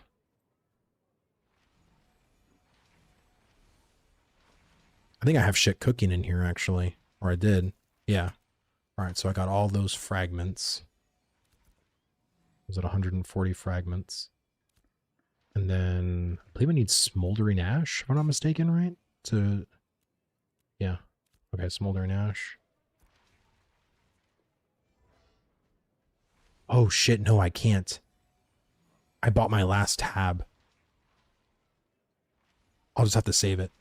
I'll have to save it. I can't. Is there any sports fishing spots up currently in the Riverlands and Shoal that anyone knows of? If there is, please let me know, because I got to...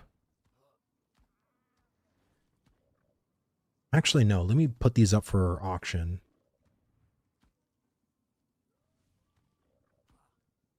Let me do that.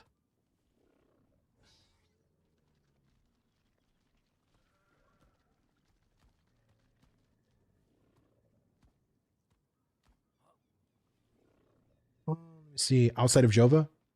Okay, sweet. Okay, fuck. I may not have time. Is it on the southern part of Jova or the northern lake part of Jova?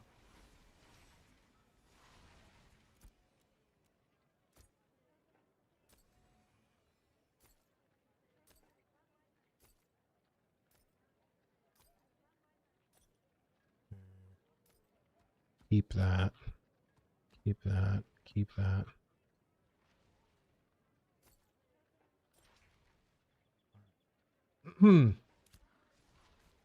This is out of context, but do you fuck with Minecraft at all, or for that matter, Cobblemon? I played Minecraft for the Intrepid event. Forgot when that was, but no, I don't fuck with Minecraft usually. I did that literally once for an event for Intrepid, and that was that.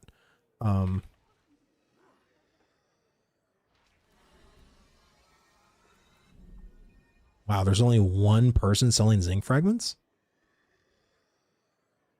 at 250. Okay, I'll sell mine for 250. Fuck it. 10 copper basalts.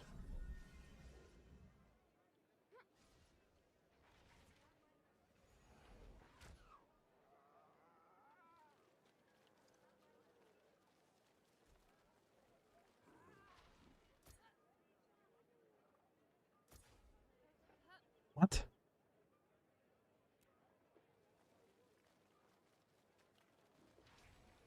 Oh shit, Dino, dude, what's going on, man? Hope you've been doing well, brother. Been a minute. Been a minute, man.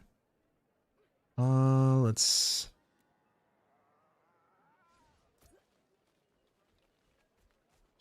50.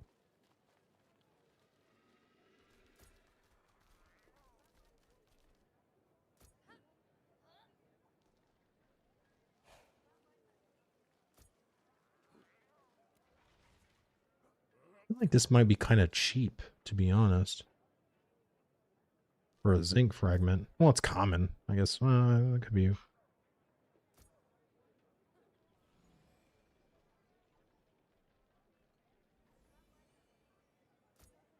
So we have severe weather warning for this week. It's cyclone season in Australia, and it's always hit rough near my town. Bro, that's wild, man. I would love to go to Australia, man. I really would. Um, some of my favorite bands are in Australia.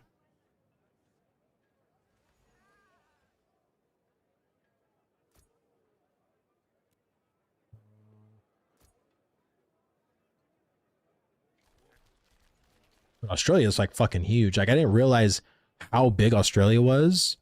Like it's almost like it's probably bigger than the United States. Like it's kind of nutty. Or how much gold do I have? Oh shit, Master Chief, brother. Dude. Thank you, man, for the 10 subs, man. Thank you, thank you. You didn't have to do that, man. Just appreciate you coming out and hanging out with us, man. But dude, thank you. Hearts in chat for Master Chief, man. If you got a I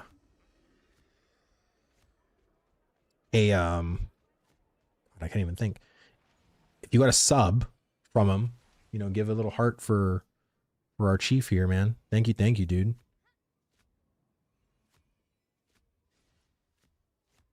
Super nice, man.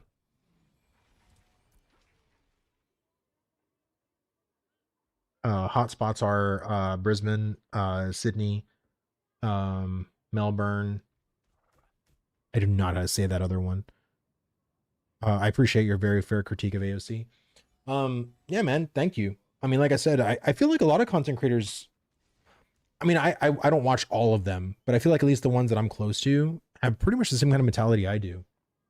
We all wanted the game to succeed, but I've never been afraid to talk about the negative aspects. Like, I don't know, like it's just there's certain people that feel like if they talk negatively, like it's bad or something like that. Like, I don't know. You don't glaze and that's important. Well, no, I don't. Like like my whole thing is that I want to be fair, you know what I mean? And it's fair sometimes to be harsh and it's fair sometimes to be like, hey, it's a W, you know what I mean? Like, I don't know, like it's just a matter of being realistic. I think there's just some people, especially when it comes to the Twitch ecosystem, sensationalism and being, you know, very like the showmanship of it all is very contagious, and it's very it could be very beneficial, right, to like be more entertaining, but to me it provides like a very fake disingenuous atmosphere, you know, when you kind of are seeing a streamer that's just very much like that. And I feel like I'm just more chill, you know what I mean? Like there's sometimes where I feel like I'm entertaining, there's sometimes where I feel like my streams are could be a little boring to certain people because we're having a discussion. And if you're not enjoying the discussion, then you can find yourself to be just like, wow, this is fucking boring, I'm gonna click off. And that's fine, you know what I mean? Like I am not everyone's cup of tea. Like I'm not. But I think it's important to have like conversations, especially when it's like a disagreeing, right? Like let's say Master Chief has one opinion on Ashes and I have a completely different opinion. We can go and have a discussion about it as to why I think the way I think. He'll tell me about why he thinks the way he thinks. And then I can probably play devil's advocate and see myself in his shoes and we can have that discussion. Like I've said this before, but I just don't like streamers that can't think outside of their own opinion. And any person that comes in that is challenged by their opinion or is presented something different, they feel like, oh, you're attacking me, or you're, you know, you're not seeing what I'm seeing because I'm smarter than you, because I'm the streamer and you're the viewer. And it's just so stupid. I fucking hate streamers like that. Let me see. Oilfield life. I worked 75 hours in 4.5-hour days this week. Jesus Christ, brother. Believe me, I know that I worked 6 days on, 3 days off. Like when I worked at Slumberjay. So I know that life very fucking well. And sometimes it never even felt like 3 days off, because like sometimes you would get like the way you came home on your first day off was like in midday. And then of course on your last day off, like you're still literally fucking going to work, or you're, you know, I don't know. It was good money. Like the time that I did it for that year, I helped out my mom and my dad. And my mom was going through some crazy shit with medical bills and stuff like that. So a lot of the stuff that I was doing was for them. And I was really grateful that I had that job, because if not, it would have been really fucking bad. But I hated it. I literally fucking hated that job. Like, I mean, there's some people who like that atmosphere, but also I never cared for the fake ass alpha male mentality that's also in the oil field either. It was so rampant where I was. Like everybody felt like everybody was like the person, or like they were the main character of everybody. Like, I don't know. It just, talk about ego, man. Fucking A. Go to the oil field, you'll find ego everywhere.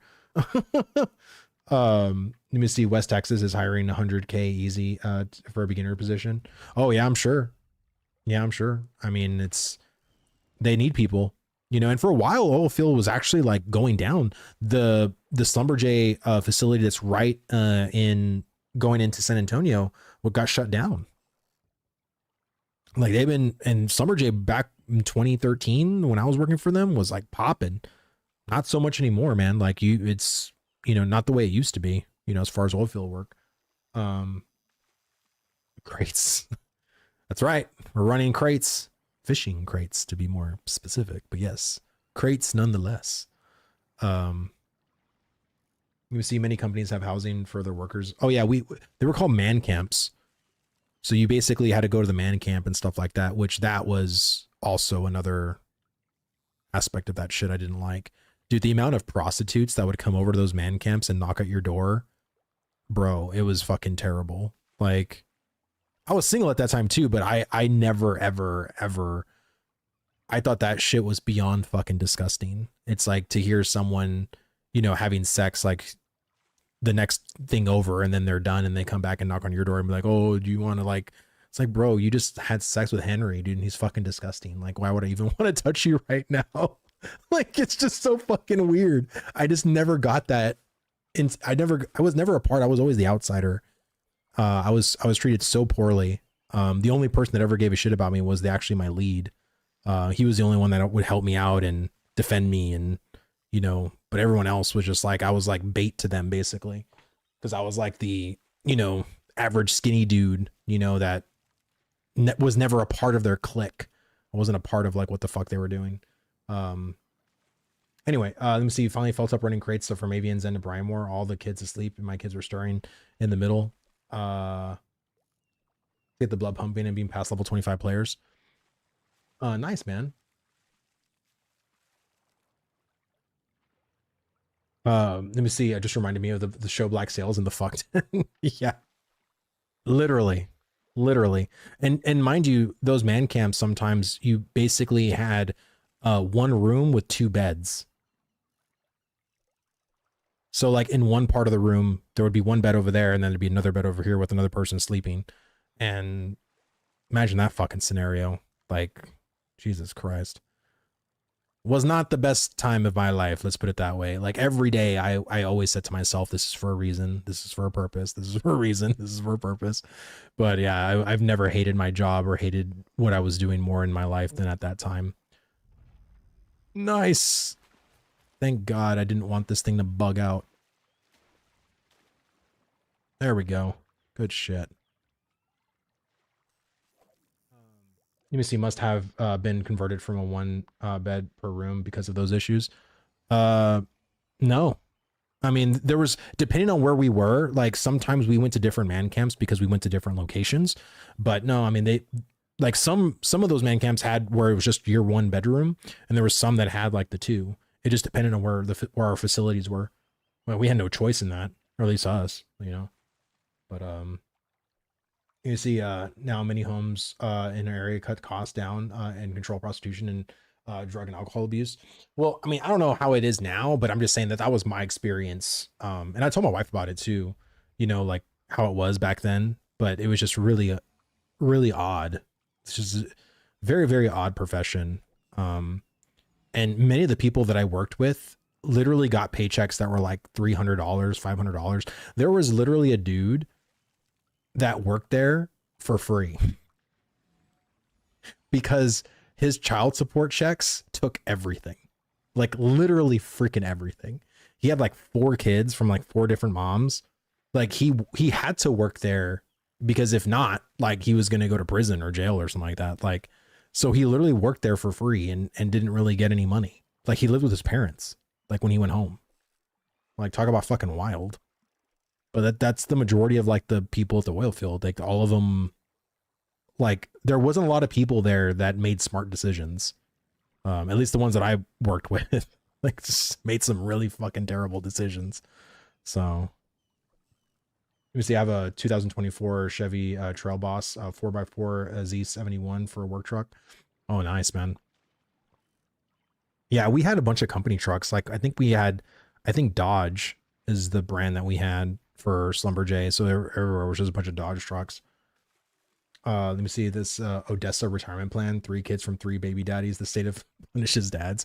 Yeah, I mean, honestly, like, especially in Texas, man, like every person I met in the oil field had some story of like their different girlfriends or baby mama drama or whatever the fuck. I was single at the time. I had no kids or whatever. And everyone was like, oh man, I hope you stay that way. Don't get some strange girl pregnant, yada, yada, yada. Yeah. Oh, come on. You better not fucking go out of bounds. Pull that shit back in. Pull it in. I'm not dealing with this shit again. 20% income of the first kid. The father matters. Oh, yeah, yeah. Oh my God, you piece of shit. Where's the fucking fish? Where's the fish?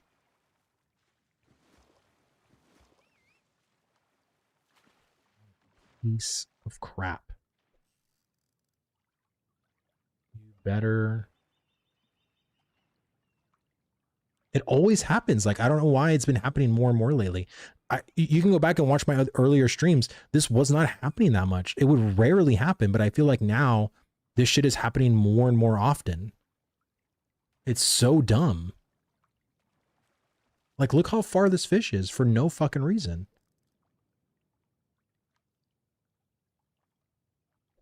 And it's just a bunch of left and rights. I don't know about you, but this left and right bullshit with 1 damage is dumb. And this shit, like, how is it you're not doing more and more damage? Or not developing some kind of combo to develop? Like, it just, I don't get it. Like, I literally don't get it. Having 4 times in a row. Yeah, this I don't know what's going on, man, but this is not. Pull it in. Jesus, dude. That is bad. That's just dumb. I don't know what the fuck. So that's 2. But like, it just sucks because this is sort of like my main source of income. And if this system is basically fucked, I can't make money, which means I have to resort to either running crates, which I don't want to do because I hate running crates. This to me is like, it's just a better way in my opinion, but I don't want to fucking run uncommon or rare crates from one point to another point. I just don't want to do that. That's not super fun or compelling content for me. Resort to OF or prostitution. Yeah, right. It's the easy thing to do. Wait, where the fuck is my mount? Oh, dude, if my mount despawned, there's no way. Does your mount despawn if you get too far? I wasn't even that far.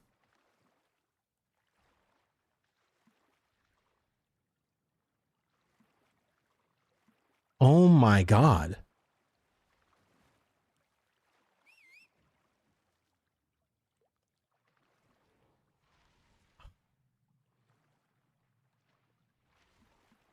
Wow. I had a fucking fish and now I have nothing. Is the event over?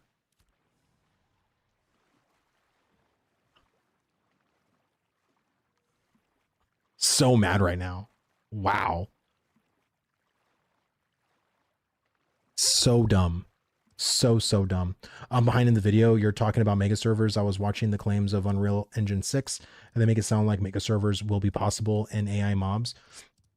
Well, we don't even have official information on Unreal Engine 6. If you're watching a video on Unreal Engine, it's probably speculative, but Unreal has not really made any definitive statements on Unreal Engine 6. The only thing I think they've mentioned is that they want to do whatchamacallit, something with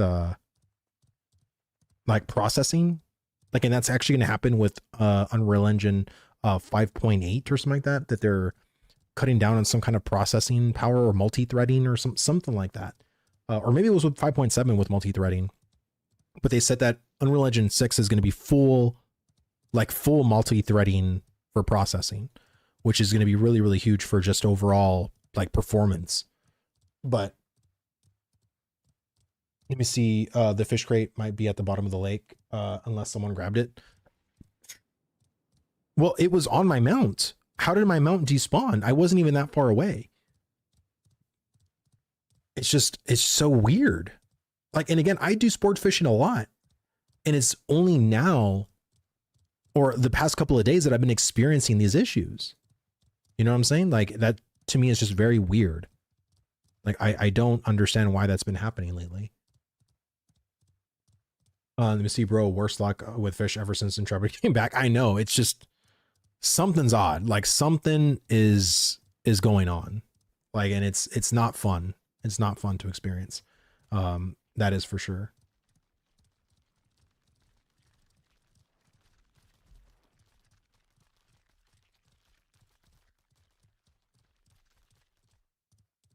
I don't know. It's just, I don't know. I don't know. I really don't know what to say. I'm actually really upset.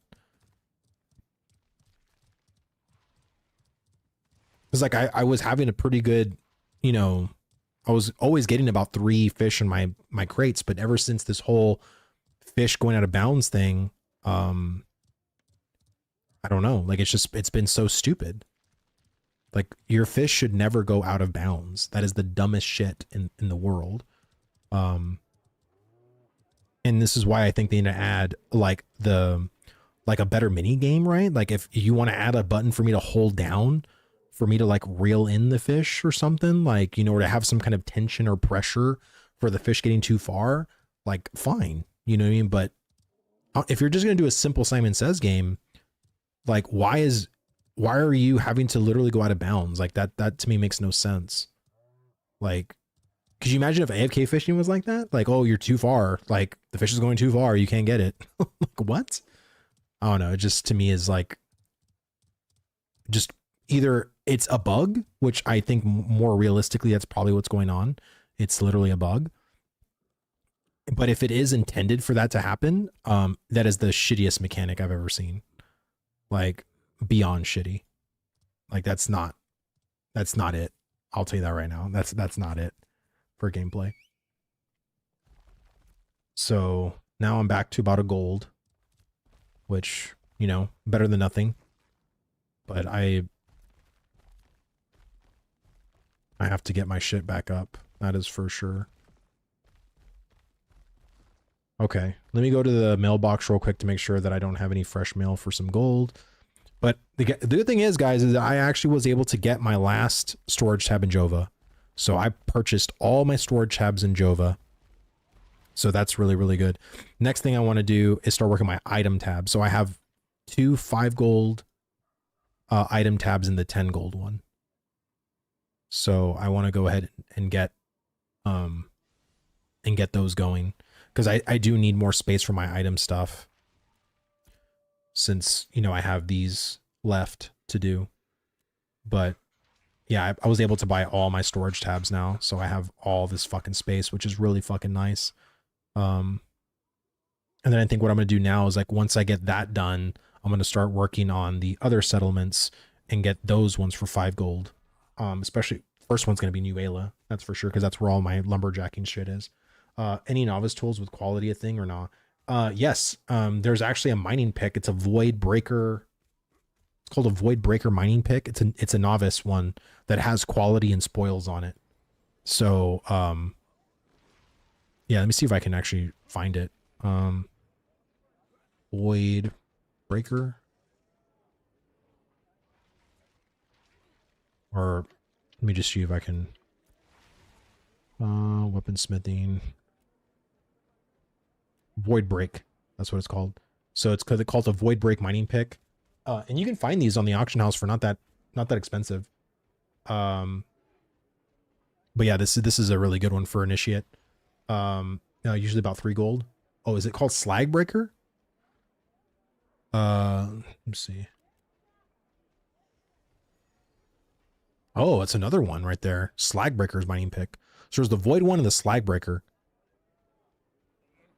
Wow, this one requires dried ashboard and glittering steel ingots. Jesus. 404 durability? That is nutso. Slag Breaker is the Journeyman's version. That's crazy. But I believe the Glittering Steel Ingot, you can only make it the Befallen. Yeah, that's what I mean. You can only make it at the Forge. Requires one of those. 5 copper. 6 dried ash boards. I can make dried ash boards now, finally. But it's expensive. Slag Breaker is the best one. One of our guys had. Our guys searched for the recipe for me in the Forge. Slavo of 555, thank you so much for the follow, brother. Thank you, thank you, thank you. Like, I'm just curious, like, you know, so for people that are initiates, I mean, that's going to be a really, really good one. Like, it's kind of cool that they have different, like, even you can make, you have to be able to be a journeyman to make this novice thing, but it's a really good novice one to make. I hope they do that for all the different tiers, to be honest with you.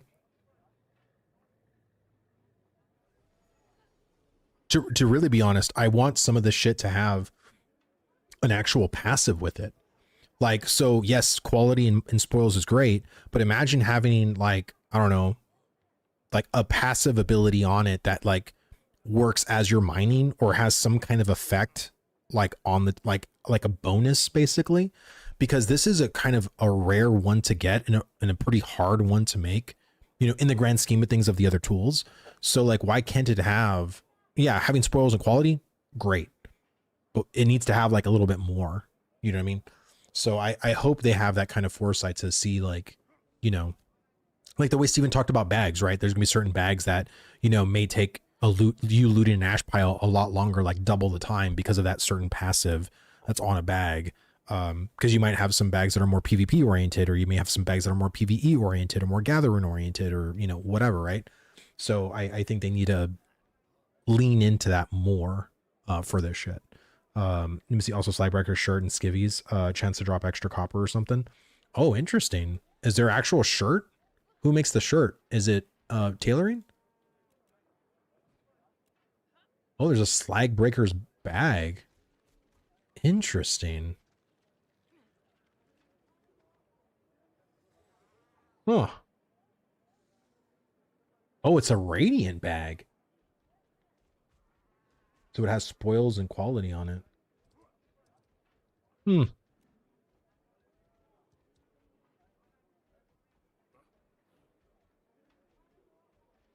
Crazy. That's crazy. Is what it is. All right, let's go try to find another gathering spot. Actually, let me put this stuff in the bank.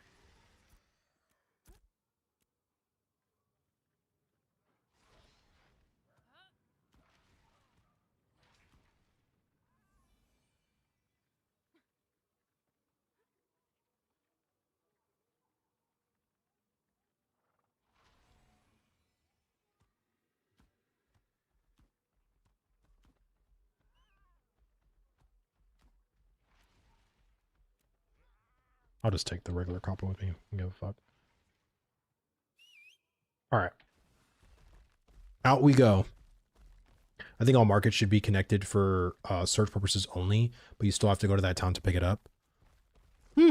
I think once they actually do the new revamp to the marketplace and make the UI more like a fucking auction house and not like the way it currently is now, I think it would be kind of interesting to see, like, oh, well, this item is, so you basically can search or have like a box that says Jova, and then only the auctions in Jova will show up, but you can choose like Nuela or choose whatever, right? So yeah, like having them be connected to where you can see the thing, but you have to go to that settlement to pick it up. I would be totally down with that, to be honest with you, because the only reason why I'm saying that is because there are discords and there are people that are trying to actually do that online.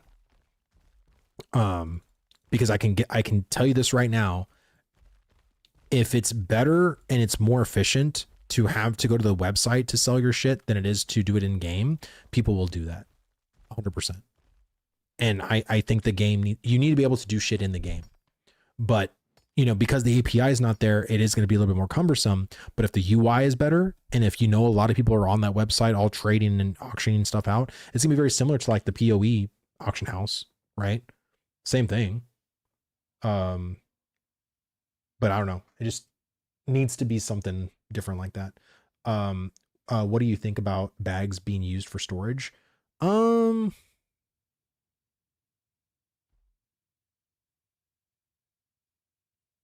Like you mean in your storage, like you use a bag instead of like the actual storage tab itself? Or are you talking like the general storage compared to the herbing storage or the lumberjacking storage? Like what do you mean? Okay. So yeah, all that stuff needs to be readjusted. Like I'm actually fine with the general storage. I think that's fine. But I've said this before too. I think there needs to be more options than what the current options are, which is basically right now everyone's just resorting to general storage. But the other options like the mining storage needs to be bigger, needs to have a higher stack size. But I feel like there also needs to be profession tabs too, to where you can put in like all your processing materials, like all of your, like imagine being able to have like a metalworking tab that you can put in your fragments and it goes up to stacks of 100, right? On each slot. So if you're a metal worker, you can be able to put in like thousands of stuff in a single tab, potentially, that to me would be a very good thing. Like if you're like that's where I hope they go with, like they need to have very specialized tabs because you only have a finite amount of them. Like if we have a metropolis, that means you're only ever going to have 7 tabs, which yeah, it seems like a lot for sure. But for how much shit we need in this game, you need to have more specialized storage that upgrades either with citizenship or upgrades with something. I think citizenship is a very good tie to it, but you can also tie it to like gold if you wanted to, which I don't want it to lean in that way. I think tying it more to citizenship would be a better idea. So imagine you being an aristocrat and you have the most amount of stack size, you have the most amount of storage spaces, you have like the least amount of taxes, like, all that stuff. So having a reorganize button like bag on would be cool too. Well, I guess it depends on how it reorganizes it, right? Because there's some people that don't like the way certain add-ons organize things. Like like you saw my stuff. I'm very meticulous, and right now I haven't even gone full organization yet in my tabs. Like some of my tabs are still not the way I want it to, but I'll do that later. Because I'm very much like I'm very color coded. I'm very OCD about where all my shit goes. All my jewels need to be in a certain way. All my metals need to be a certain thing. Like, I mean, it's just, I'm very OCD about shit like that. So, we'll see. Your bag quality increases your bank storage. I don't know how that would work because you swap bags out so often. What does that work? What happens to stuff that is at a certain stack size or whatever, and you remove the bag to put another bag on, I always thought that the bags you carry should be the storage in your bank. Just swap a bag for the specialized storage, then it's a bag slot in your bank. Oh. Yeah, I mean, either way, I mean, whether it's a bag or whether it's a tab, like you're still having to buy it or, again, I know you can't make your tab the way you would make a bag, but I just think, I think the way PoE did it with their storage and how much unique storage tabs you can get to fill up your spots, like I think Ashes needs to have that because PoE has a very elaborate gathering system with like all the shit you need for like enchanting, or because I know you don't technically have gear or whatever, but you do. I mean, well, you do have gear, but you know what I'm saying? Like there's a lot of stuff basically that you have to store, and you think of Ashes, there's a lot of shit you have to store. So having like a PoE storage system in Ashes, I think would be really fucking amazing. And especially if it's stuff that you have to earn, because in PoE you just buy it like with real money.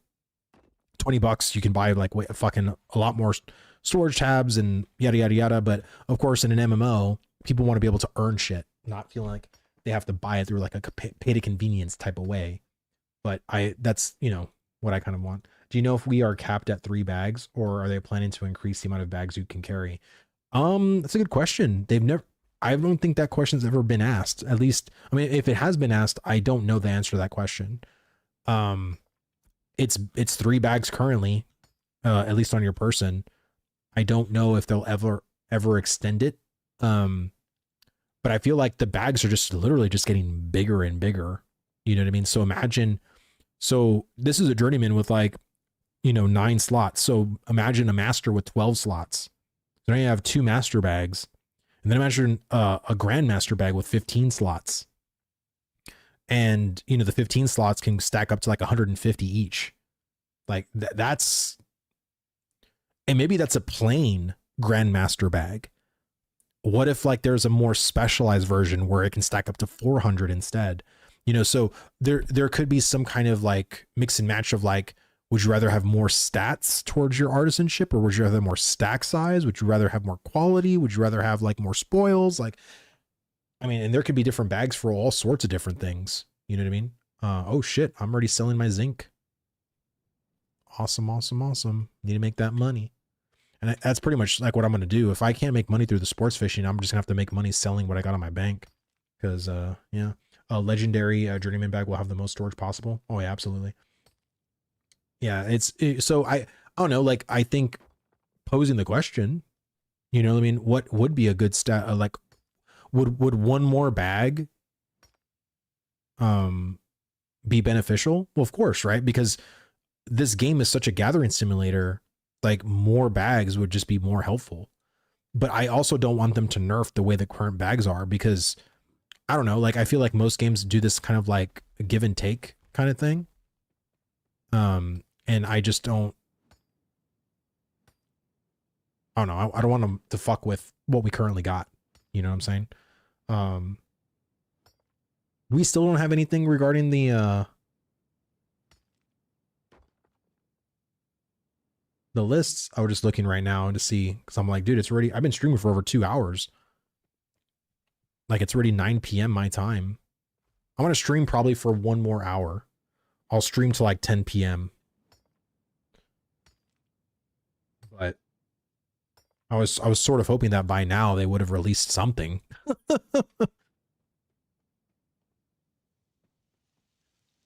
The Dupesteins list.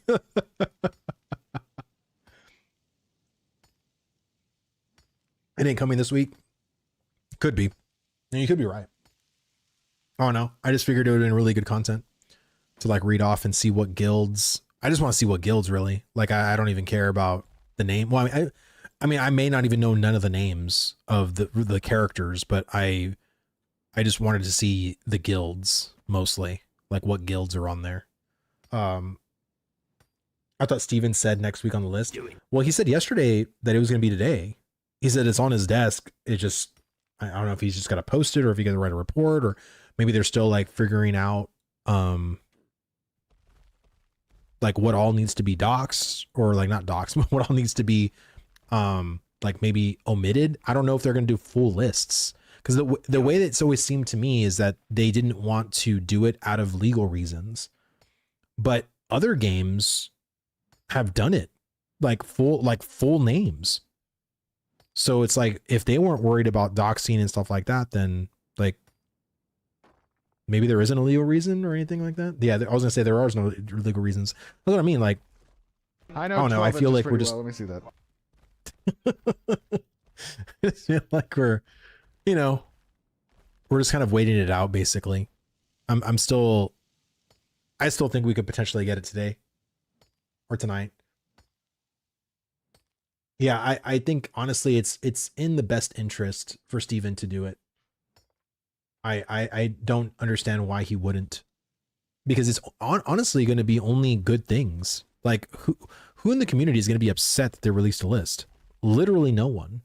This is only going to be a boon towards people like me, like content creators that can say to people on YouTube videos that, hey, look, our fucking game like permabans people who are fucking shit up. Like, does your game fucking do that? Guarantee you they don't. And, I think it's a good thing. Like I said, it only promotes positivity in that sense. Whoever they got their name on it. Not gonna be happy. Oh yeah, well, sorry you got caught. Sorry you fucking got caught doing the thing that you shouldn't have been doing in the fucking first place. I don't know, in my opinion, just get fucked. I don't know. Like I hate cheaters. Like you fucking buy gold, you dupe, you exploit. Like I don't need you in this game. I don't need you in this test. Go do something else. I just I don't know. Like I'm in the mindset right now where I'm just sort of sick of it. I'm sick of it. I don't care for it. It's not helping the game. It's not helping the community. I'd rather those people be gone for sure.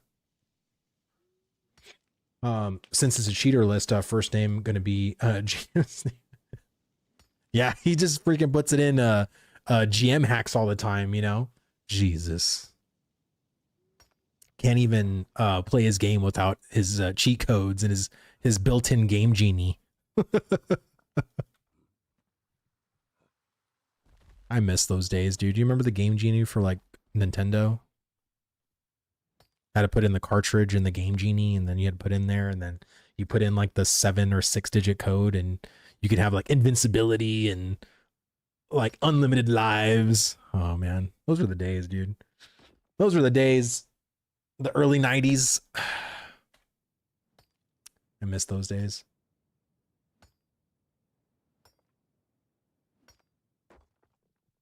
All right. Well, we got to go and find. So apparently I saw a list, or like a list. We have lists on the brain. I saw a photo of someone doing all the sports fishing holes, and there was one here, one here, one here, and one here. I didn't know there was one here actually. But someone posted that this is actually a sports fishing spot. I never knew that. I've never been here to sports fish. Like the ones that I knew about was here, here, here, and here. But apparently there's 2 here. There's one here, and there could be one here up north, and there could also be one here as well, which I did not know about this spot either. And there's another 2 here and here, which I didn't know about these 2. But yeah, I didn't even know about some of those other ones. I was like, wow, that's kind of nuts. I'm glad I saw that photo. It's pretty nutty. That's actually something that bothers me a bit when he uses GM powers during the live streams. I get why, but it doesn't have a great look. Yeah, I think a lot of people like don't like when Steven just does stuff, but I get it from his point of view that he wants to be able to showcase certain parts of the systems in like an undeterred manner. Because I can tell you this, like, I don't think the Harbingers was a great example of this, but I think Firebrand was a really good example of Steven not being able to die, because he got some really cool shots of like the mechanics and all the shit that was going on, like, and basically being like a spectator kind of thing. That was really, really, really cool, like in my opinion. Yeah, I can definitely see it. Like, I think having 2, and again, they did this really well in the Firebrand live stream, where they had like several points of view. So they had Steven's unkillable point of view, but then they had like other developers and just other people's point of view that they also had. Of course they could die and shit. So like, I think that to me is like one of the best viewing experiences, is seeing it from like Steven's angle, which is like unkillable, but then seeing it at other people's angles that, you know, have to like dodge and actually do the mechanics kind of thing. So yeah, it's kind of my thing. Yeah, but fast travel is lame, especially for new players. He should demonstrate the reality of the time sink required for some of these systems. I mean, as far as time travel, or time travel is like going from point A to point B, like I feel like they never really ever did a live stream that showcased like, hey, we're going to go from this point to that point. Ever.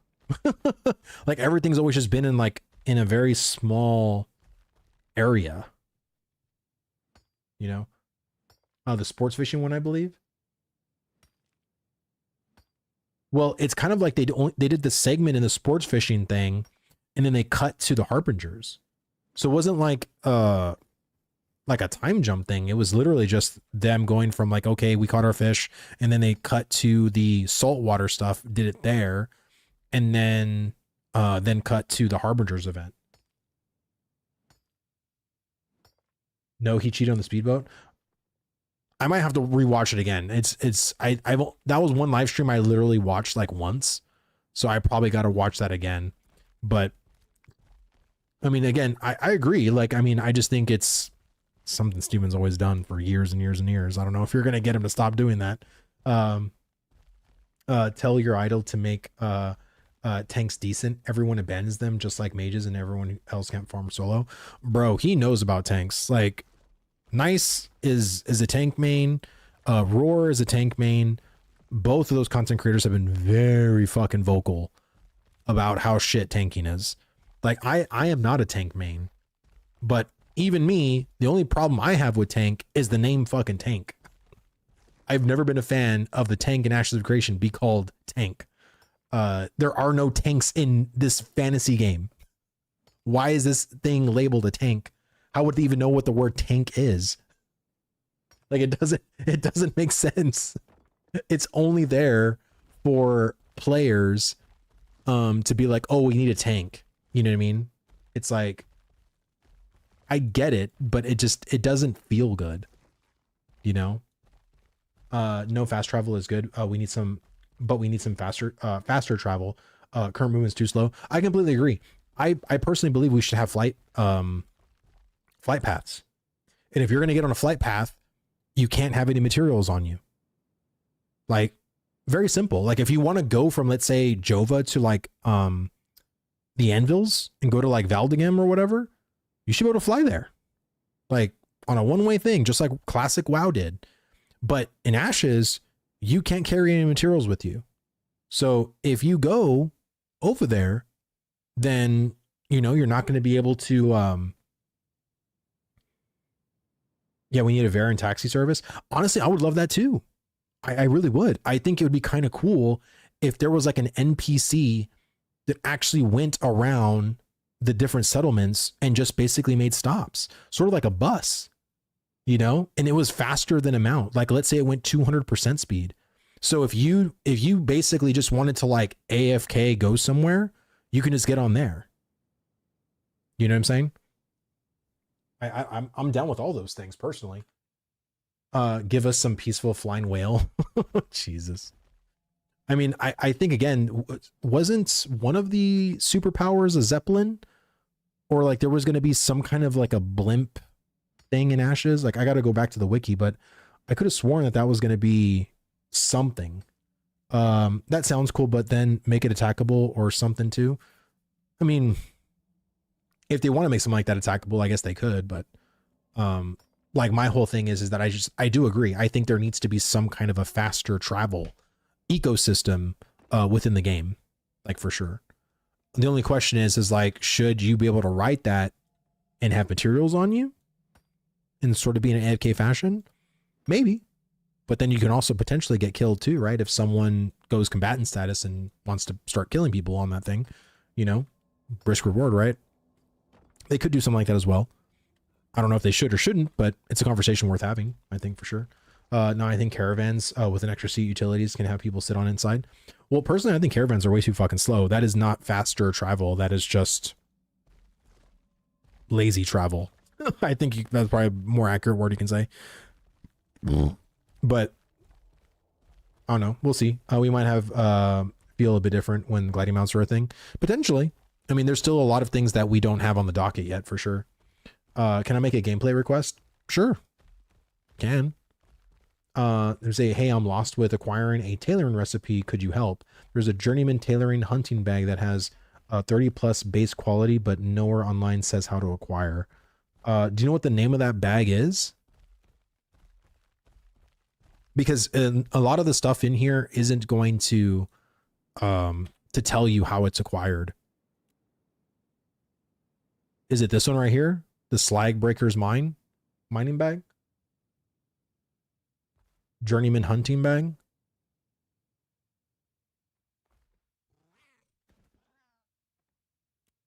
Like one of these?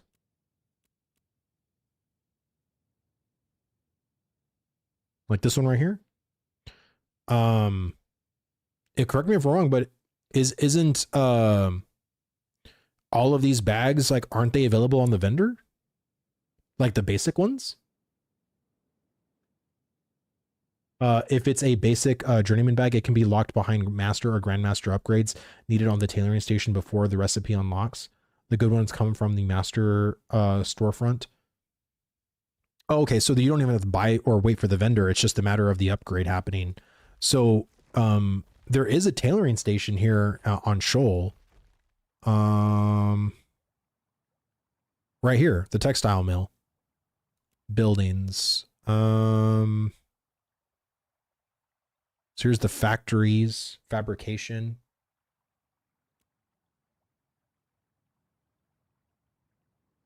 Are these them or? Oh wait, no, textile mill. Building upgrades. So it's a weaving one. So this one's a master weaving one. So this one isn't going to give you the tailoring bag. So maybe Marilith potentially, or so that's what you got to find. You got to find where the textile mill is, clicking on it. Then you got to go to buildings and then see where the upgrade is. Because if the upgrade is on the weaving side, then that's not going to be the building you want to go to, right? You want to go to the one that says master tailoring. None on Shoal are master tailor yet. Oh, okay. Well, that's why Maggie's, Maggies, I think that's how you probably say it, Maggies. Because no, there's not a single settlement in Shoal yet that has a master tailor upgrade yet. So that's why you can't find it. Oh, okay. I wish it would specify. Brother, there's a lot of things in Ashes Creation that I wish it would specify. This game is way too fucking complex. Thank you. No problem, brother. It's all good. Like I said, it was a group effort. A lot of people here very much know way more about this than me, especially Mag. Mag is like the econ genius here. So I appreciate his input too. Cause, yeah, this game is very complex. This game has a lot of moving parts to it, and most new people, it's everything. I think a lot of things are going to go over their head. Because even for me, as someone who's been in this community for 5 years and has been playing the game for over a year, a lot of shit goes over my head. So I can't even imagine as a new player playing this and not understanding a single thing about the game, and you're trying to literally learn as you go. It's a shit show. Like it is. It's a lot. It's a lot. Let me see. I'll tell you on the vendor that it needs an expansion, but yeah, it should probably have an indicator on the artisan panel, in my opinion. Yeah, no, for sure. At least it has chicken. Soon it'll have chicken. Soon. All right, let's go here. I don't even know if this spot is up. I don't even know if I want to even go there. This was the spot that I had 3 in a row fucking go out of bounds. So I really don't even know if I want to even go over here or not. Because yesterday I was really proud of myself. I was like, man, I actually kept my composure really well. Because usually I don't. Usually I do not hold my composure that well. But you guys kept me accountable, which I really do appreciate that. Hold on real fast. So there's nothing here, which means I can go and check here now. Did you run like Forrest? I did, and I did not catch them. They all fucking escaped through my fingers, which left me very much upset. Very, very much upset. But it is what it is. It is what it is. From what I hear, it might be bugged on top of as well. Oh my god. Yeah, because I saw people just not even... And that's the thing too, like in Halcyon it was bugged. Like over here. Like people weren't even going to it anymore because it was just like, there was no point, you're just wasting your lures. And I wasted 3 here. And it's just like, it's dumb. But it's like, you know, I get it. It's literally the first iteration of this system, you know?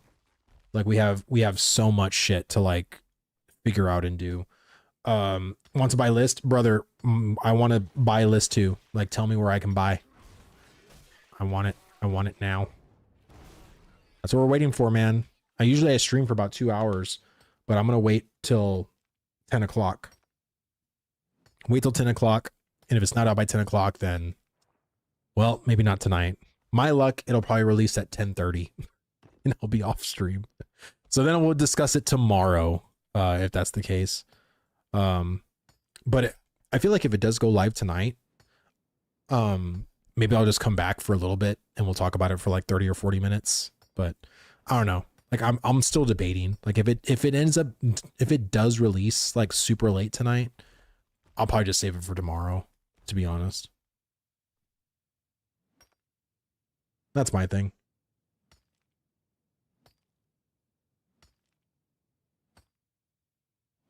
Oracle. You said you had a game request? I didn't even hear what your game request was. Can you check how good the mountain range is in the new Ayla that borders the June Dark? Oh, it's not good. I did check. I mean, I can go to it after I just want to look over here first to see if that sport fishing spot is up. But yeah, I have been there. I don't like the way it looks. I think it looks so bad. This mountain range used to look really cool. I don't think it looks particularly good anymore, in my opinion. I don't like it. Let me see. I could say my first caravan of this phase. It's outside of Jova, probably Quest Caravan. Why do you think it will drop? I don't think it will be this week. Well, the other reason why I say it would drop this week is because of what Steven said. So, I mean, we'll see. Like, it may not drop, but I mean, the way Steven talked about it yesterday, it seems like it was going to come out today. So, and if it doesn't, it doesn't. I mean, I'm like, I would like for it to release today, but if it doesn't, it's all good. No biggie off my nose.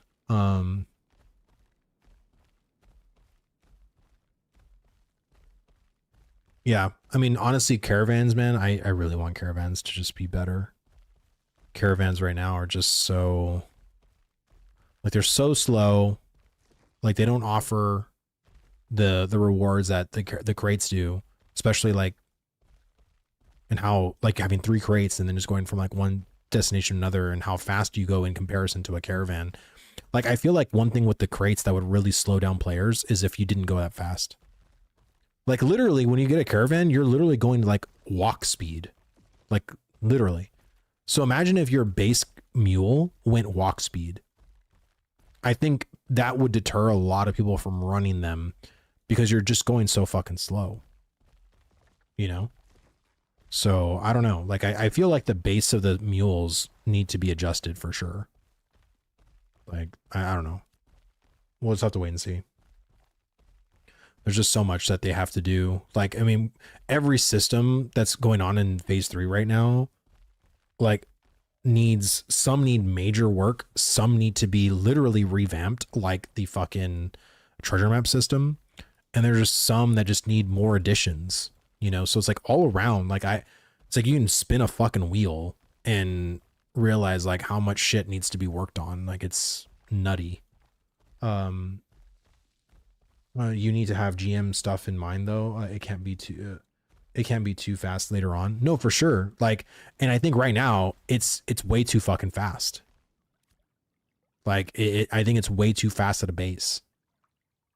So, there's no sports fishing spot here. Oh well, is what it is.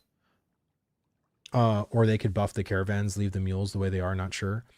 Honestly, I think what they need to do is they need to nerf the speed of mules. I'm not saying those need to be walk speed, but I do think they need to buff the caravan speed at a base. I think the base speed of caravans is way too fucking slow. It's way too lumbering. Like, it just feels like, and honestly, the upgrades don't even feel that much better either. Like, once you start getting like better wheels or better this or better that, like, it doesn't feel too much better with the amount of investment you got with the rarities or like some of the different things. Like, I don't know. I just feel like they're just, that whole system just needs a lot of tuning. You know what I mean? And it needed that tuning even in phase 1 and phase 2. Even when caravans were like good, the whole, like the actual caravan system and the component system, like still needs so much adjustment.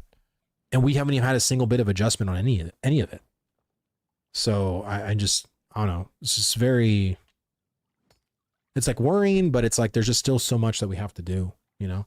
Gonna have Vladis, great stream. Take care, brother. Maverick, thank you so much for showing up, brother, man. I really appreciate it, man. Have a good night. Happy Friday. Caravans need defensive spells, etc. Yeah, well, caravans need a lot. Like caravans just need a shit ton, man. Like, I don't know. It just, and I don't even know what they want to work on. Like, that's the other thing too, is like, you know, if Intrepid could just snap their fingers, I'm sure they would just rather have all the systems just be at a good point. But, you know, realistically, they got to pick their battles. And I'm just wondering what battles they want to pick for quarter one, you know, because there's just so much they need to do. They need big buffs, especially with storage. Yeah. Well, they also need better gold incentives too, in my opinion. Like, if we're trying to remove some of the gold incentive from crates, then I think the caravans need to have some buffs for gold as well. And I kind of want the system too to be able to, if the driver wants, to be able to split percentages to people. Like, I think that would be another really, really good thing to do as well.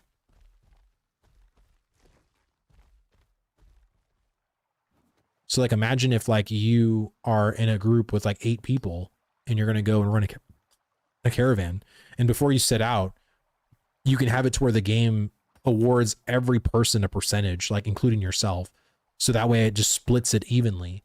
Any defender that ends up coming up won't do a split, but if you want to give them a portion or give them maybe materials or give them like something for their time, then you can do that of your own free will. But I think especially for guild groups would be, you know, really awesome to do that, you know, so that way you're not having to like, here's a little bit of gold, here's a little bit of gold, like you're just opening trading windows and all that. Like, I think the game should do something to give the gold out to players like that. See, they need quests and story arcs ASAP, new POIs, arenas. They keep people happy for the rest of the year. Oh yeah, well, there's a lot of things they can add to keep people happy for the rest of the year. But it's just a lot of work. And I'm just curious, like, where some of that work has been, you know what I mean, from this past year. Like, what has been worked on, what still needs work, what needs adjustment, you know what I mean? Like, I don't know, man. I just feel like there's just a lot. A lot. I relapsed flat. I resubbed to WoW and bought Midnight. Oh. Brother, I've been keeping the faith. I have not done that. I have not resubbed. I don't have Midnight. Now, Roar is the one that tries to keep me addicted. He's the one that always, like, you know, threatens me with a good time. You know, I don't know. But I haven't done that. I haven't bought Midnight. I haven't done anything WoW related. The last thing I did WoW related was play the Legion remix, which, not gonna lie, I did have fun doing that. That was actually a lot of fun. Outside of that though, didn't do it. Haven't really touched retail too much. So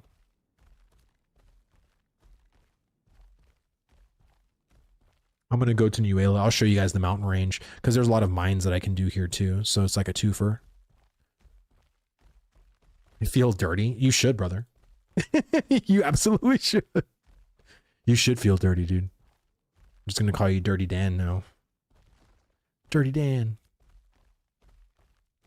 I mean, I get it, man. Like, you know, this is why I think a lot of us want Ashes to succeed, man, because it's just, you know, like, as much as we're playing Ashes, we're doing stuff in the game, like, we're seeing all these things that still need fucking work, still need these systems to keep me more engaged, to keep me excited to log in, and there's just not enough. Like, there's literally not enough. Like, I was talking to Roar, and we're having a discussion about this, that right now, like, early access players are going to look probably within the first 30 days and realize there's just not enough to keep me interested, to keep testing.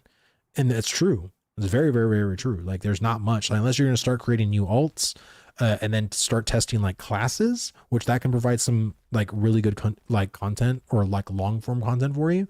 But if you're just on one class and you're trying to just experience the game, well, you're going to run out of shit very quickly. And then you're going to realize the shit that you do have to do can be very time consuming, like gathering, like processing, like crafting. But then to what end? Okay, now you have all this gear. What are you going to do with it? Well, there's no PvP. The end game story arc event doesn't work. There's no high-end dungeons you can do. There's world bosses, but you can't do that by yourself. So, like, what are you gonna do?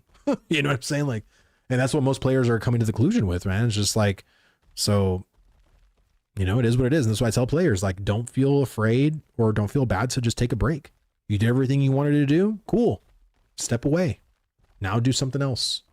You know, go do something else until there's more content for you. What I can do AOC is always down when I'm when I get home. Oh yeah, true. I'll be happy to see the rest of the year when I see Z Batango on the list. Well, he's in Vice, and I know him, and I've heard a lot of mixed things, and I haven't talked to Tango since my 1v1 with him, but apparently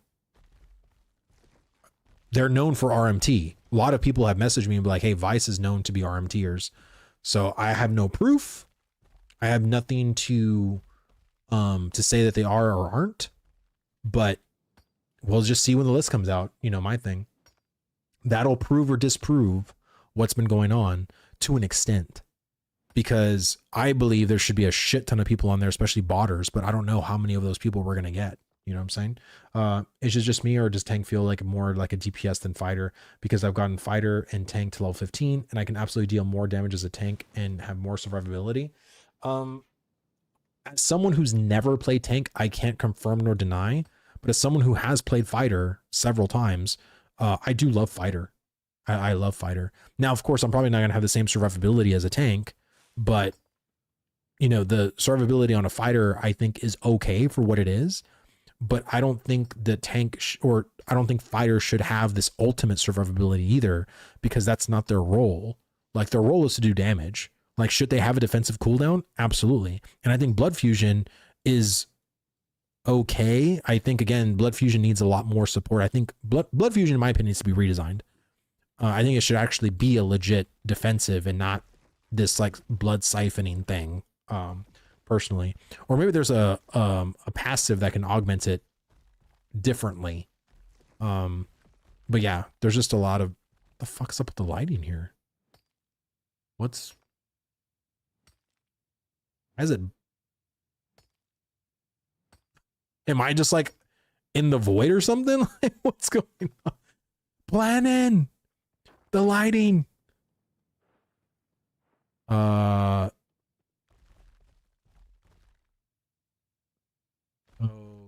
Okay, there's like a basalt here.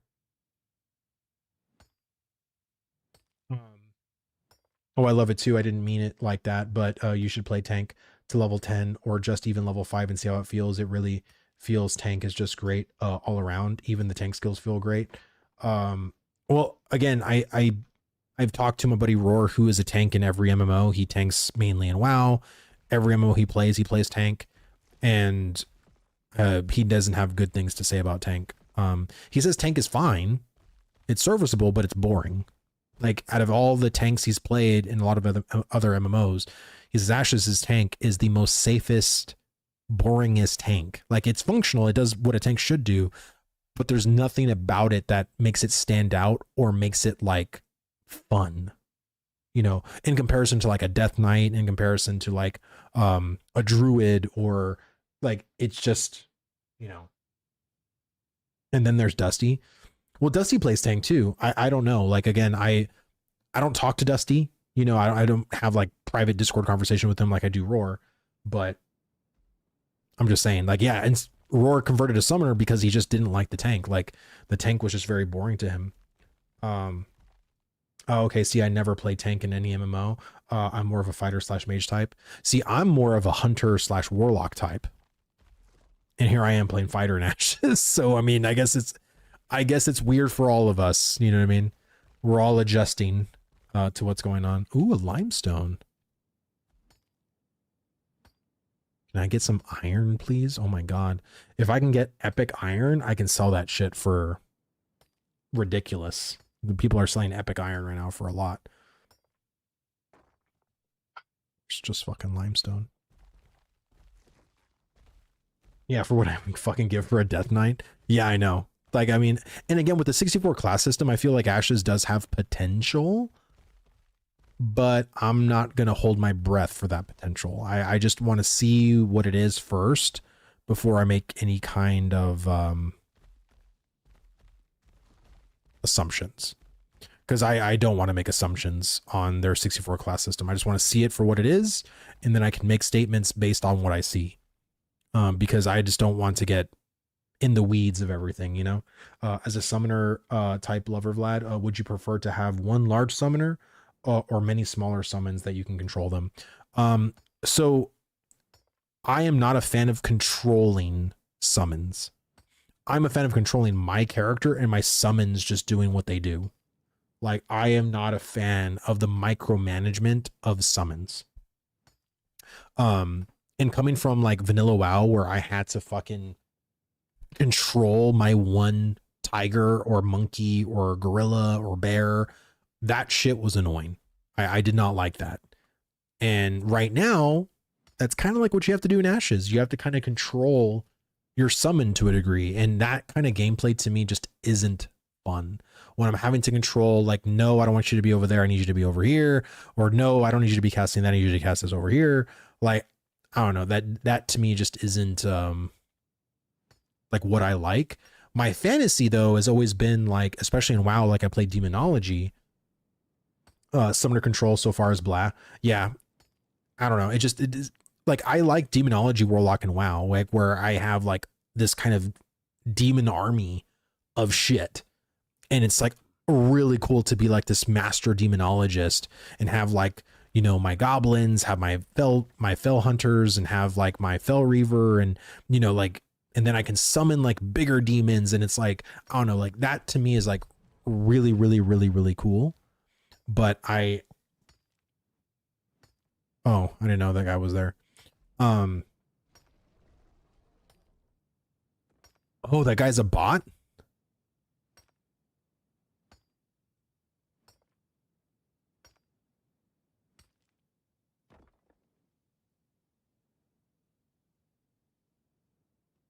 Should I kill him?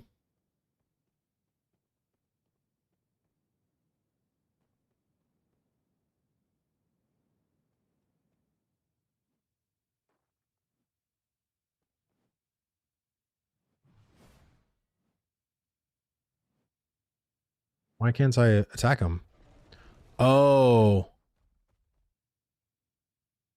this character is protected from unintentional PvP actions. Participating in PvP temporarily removes his protection. Motherfucker.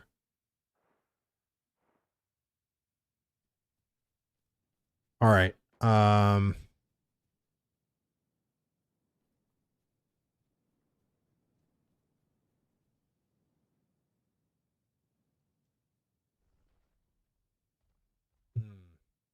Motherfucker. I really hope they get to that shit. He'll level eventually. Oh yeah, he will.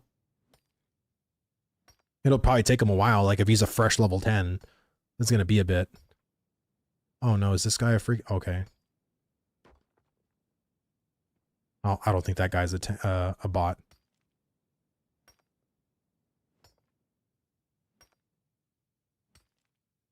See, it's so easy to figure out who's like a real person and who isn't. It's so fucking obvious. But then it's like you see these fucking bitches, and they're always summoners. Like it's weird. Like someone pointed it out in the Discord how all the bots are summoners. I wonder why that is. Like, why did they choose summoner? I don't understand why. The heal. I mean, but why don't play a cleric? You know what I'm saying? Like, I don't know. To me, it's just weird. Or a bard. Like bards have a heal. They're really good at damage. It's just interesting why summoners the play there.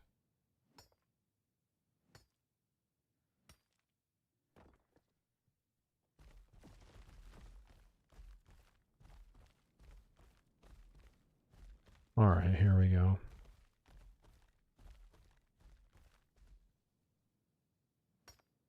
You know what? I should fucking pop. I never pop these.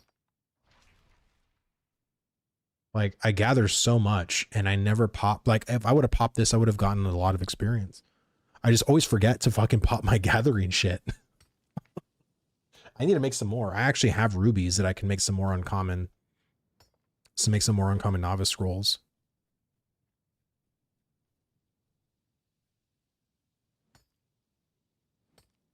It is what it is. I don't really care.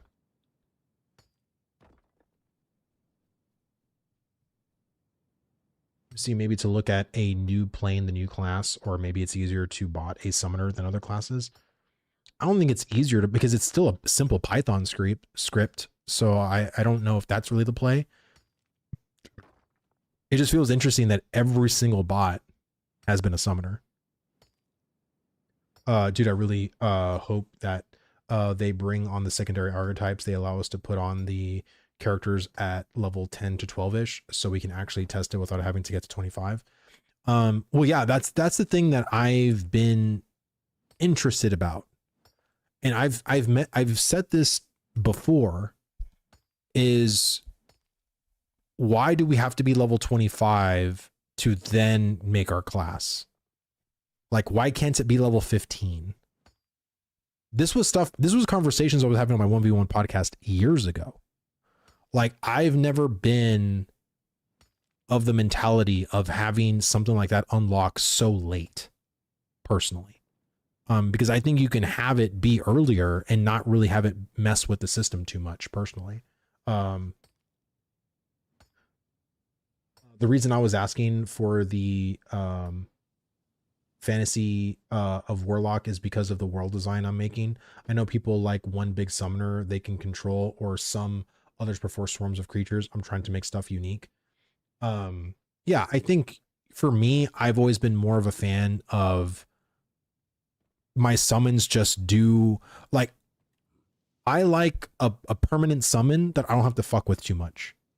Like, whatever I attack, the summon attacks, right? Or like if I'm attacking an NPC or a mob, my summon automatically starts attacking the mob when I attack the mob. Like, stuff like that. And I like abilities that can call more summons for a certain duration of time. So they're temporary summons. Like, I'm a fan of more temporary summons than I am like permanent summons, if that makes any sense. But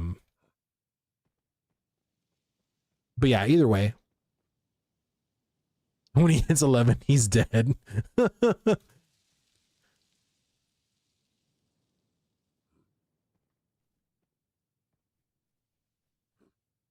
Yeah.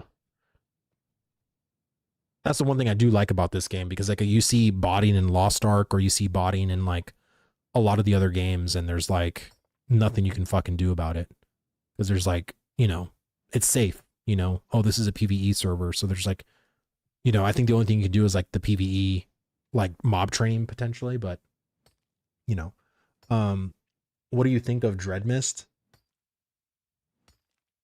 Dreadmist, is that the brand new brand new MMO that just came out? I haven't seen too much of it, so I don't know what to think of it, really. MMOs are too resource heavy to have mass amounts of summoned skeletons run around.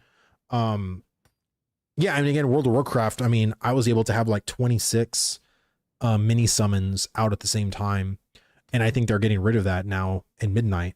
So Warlock, especially Demonology Warlock, the one spec I actually did like, is going to revert to something that isn't going to be really much of a fantasy for me anymore. That's one of the main reasons why I'm just like kind of done with WoW, because I feel like a lot of the classes that I really did like, I just don't anymore, or they just don't have the same appeal to me, like, I don't know. I just don't have that same thing. To try out something new, they have to get all the way to 25 again. Why? Because of friction. Yeah, that top-down MMO that came out, apparently developed by one dude. Damn, he was developed by one dude? That's crazy. I don't know. I just think people are desperate for an MMO, man. Like, that's really what it is. Like, if you're an MMO player, if you love MMOs, Like the MMO genre is not in a good spot right now for a lot of players, you know. And so, you know, people are looking at every single avenue that comes out. Like it's why, you know, people follow people like, you know, the variety of MMO streamers like Nice or whatever to like see, you know, or Canon or Lazy Peon to see like, oh shit, this new MMO came out. Like, let me fucking try it. You know, we have like floating trees and shit. But all this is new. Like, I don't know. I feel like the terrain here just feels so bad. Like, all this looks terrible. Like, oh, we added this new mountain. Let's just copy paste some trees around. Like, this whole mountain range feels so unnatural. It just doesn't look right. It doesn't feel right. Like, and the way it was before was fine. Like, I don't know why they needed this new mountain thing here. Like, I don't get it. There's this whole mountain thing, like when they added it in phase 2, I don't know why they did that. Noted my concept is Necromancer is crafts are summoned from pieces of defeated enemies. Warlock was going to be a debuffing class, but I'm sure I could add on my Demonesque to summon on spell hits or something along those lines. Yeah, I like Necromancer, like I'm not even talking about summons, but like kind of like the like affliction warlock style, right? Where it's like you're just basically like dotting them up with like a whole bunch of like shit, right? You just see their health bar just like disintegrate kind of thing. Like that to me was like really fucking cool. Like I think affliction warlock to me was really fun back in like BC and in Wrath. Like that was like a lot. Like that was really, really cool, especially in BGs. Oh my God. So good. Like a Seed of Corruption was like one of the best fucking abilities as an affliction lock. Man, you just pop everything with fucking with corruption and just see it just like do all this big damage. It was just so much fun. So much fun. Now it's just, I don't know, retail WoW has just spawned into just something that's completely fucking different now. It's not even the same game anymore, really. I'll probably have to go to New Ayla just to go check it out. All right. Steven, where are you at? I need to know. Nothing yet? Nope. Nothing yet. People are now calling Summoner a WoW Warlock. I don't know about all that. I don't know. Again, I don't know. I would have to play it myself to figure that out. But I would say what version of WoW Warlock, because it ain't retail Warlock. But if we're talking about, let's say, vanilla Warlock, you know, potentially. Vanilla Warlock did require, just like the Hunter, a lot of like moving around with your Void Walker, with your Imp, with your Fel Guard, Fel Hunter, you know, so kind of just depends. There's like a dude here. Oh, I thought he was just AFK.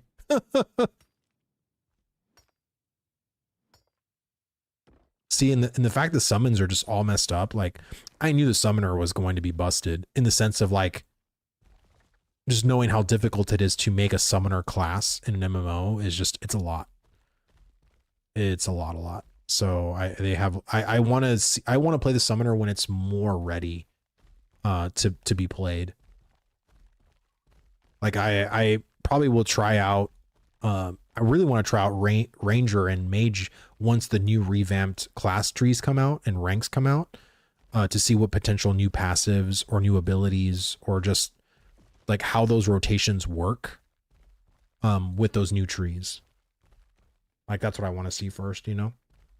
But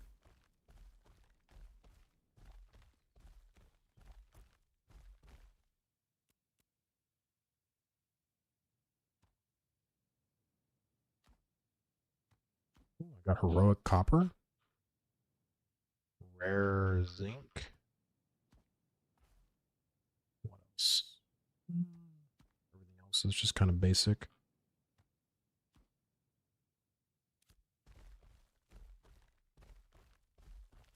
Yeah, and the weapon ski. Yeah, the weapon reworks tree. Yeah, for sure.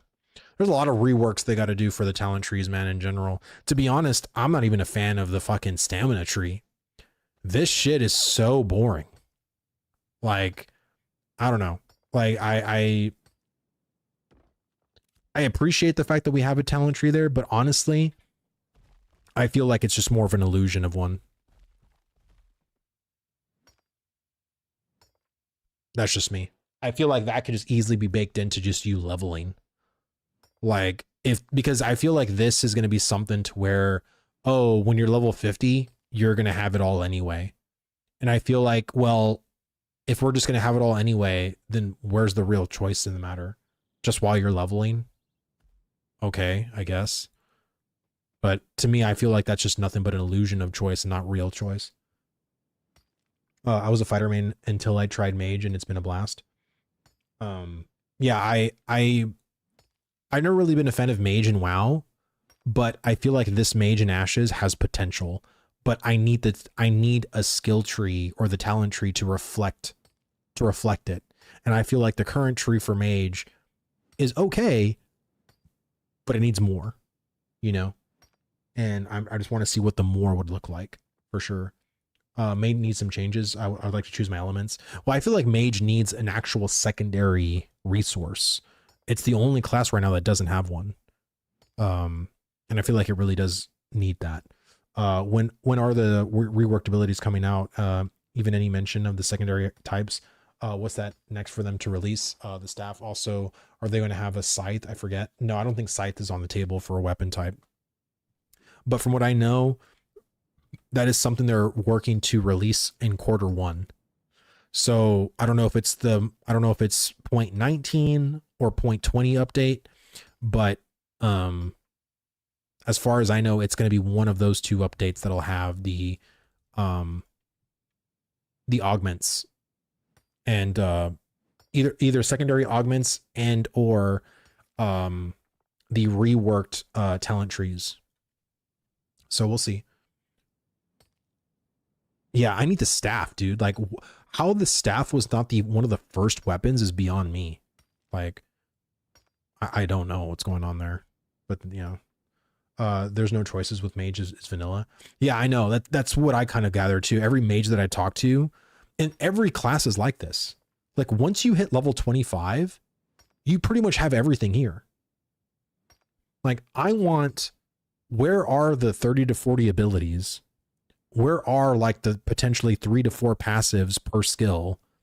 Where are just passives in general that affect multiple abilities or your class differently, or maybe change how your secondary resource works? Like, I want to see like a pretty beefy talent tree, and this one doesn't really do anything.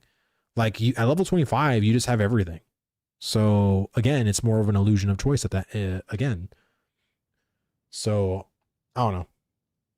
I just saw a tune with the guild's name, Casual Infractions. Oh my god. Why was staff not the first two-handed option for mage and casters? I know that was my thing too, man. I don't know why maybe they had something they wanted to do with it. I'm not too sure, but a lot of stuff. I'm probably going to dip out, guys. Like I said, I've been streaming for 3 hours now. I don't want to stream for too much longer if they're not going to release the thing. So I'm probably just going to dip out. I really want to appreciate everybody for coming in and hanging out with me. And sorry we don't got the lists today. Maybe we'll get it. Maybe we'll get it super late at night, because I know, of course, California time is like 2 hours before mine. So technically it's 8 o'clock over there right now. So, you know, maybe they're still there at work, or maybe Steven's still finalizing certain things or whatever. But let me see who's ready or in the Ashes category right now. Let me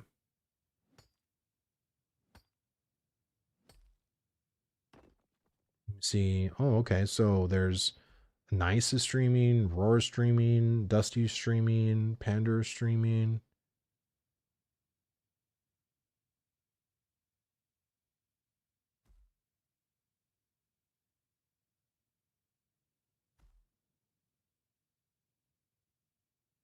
All right. Well, I'll just leave you with Roar.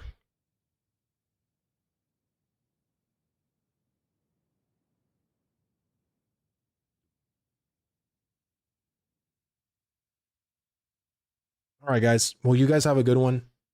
Have a good time at Roars, and I'll see you guys tomorrow. Mañana.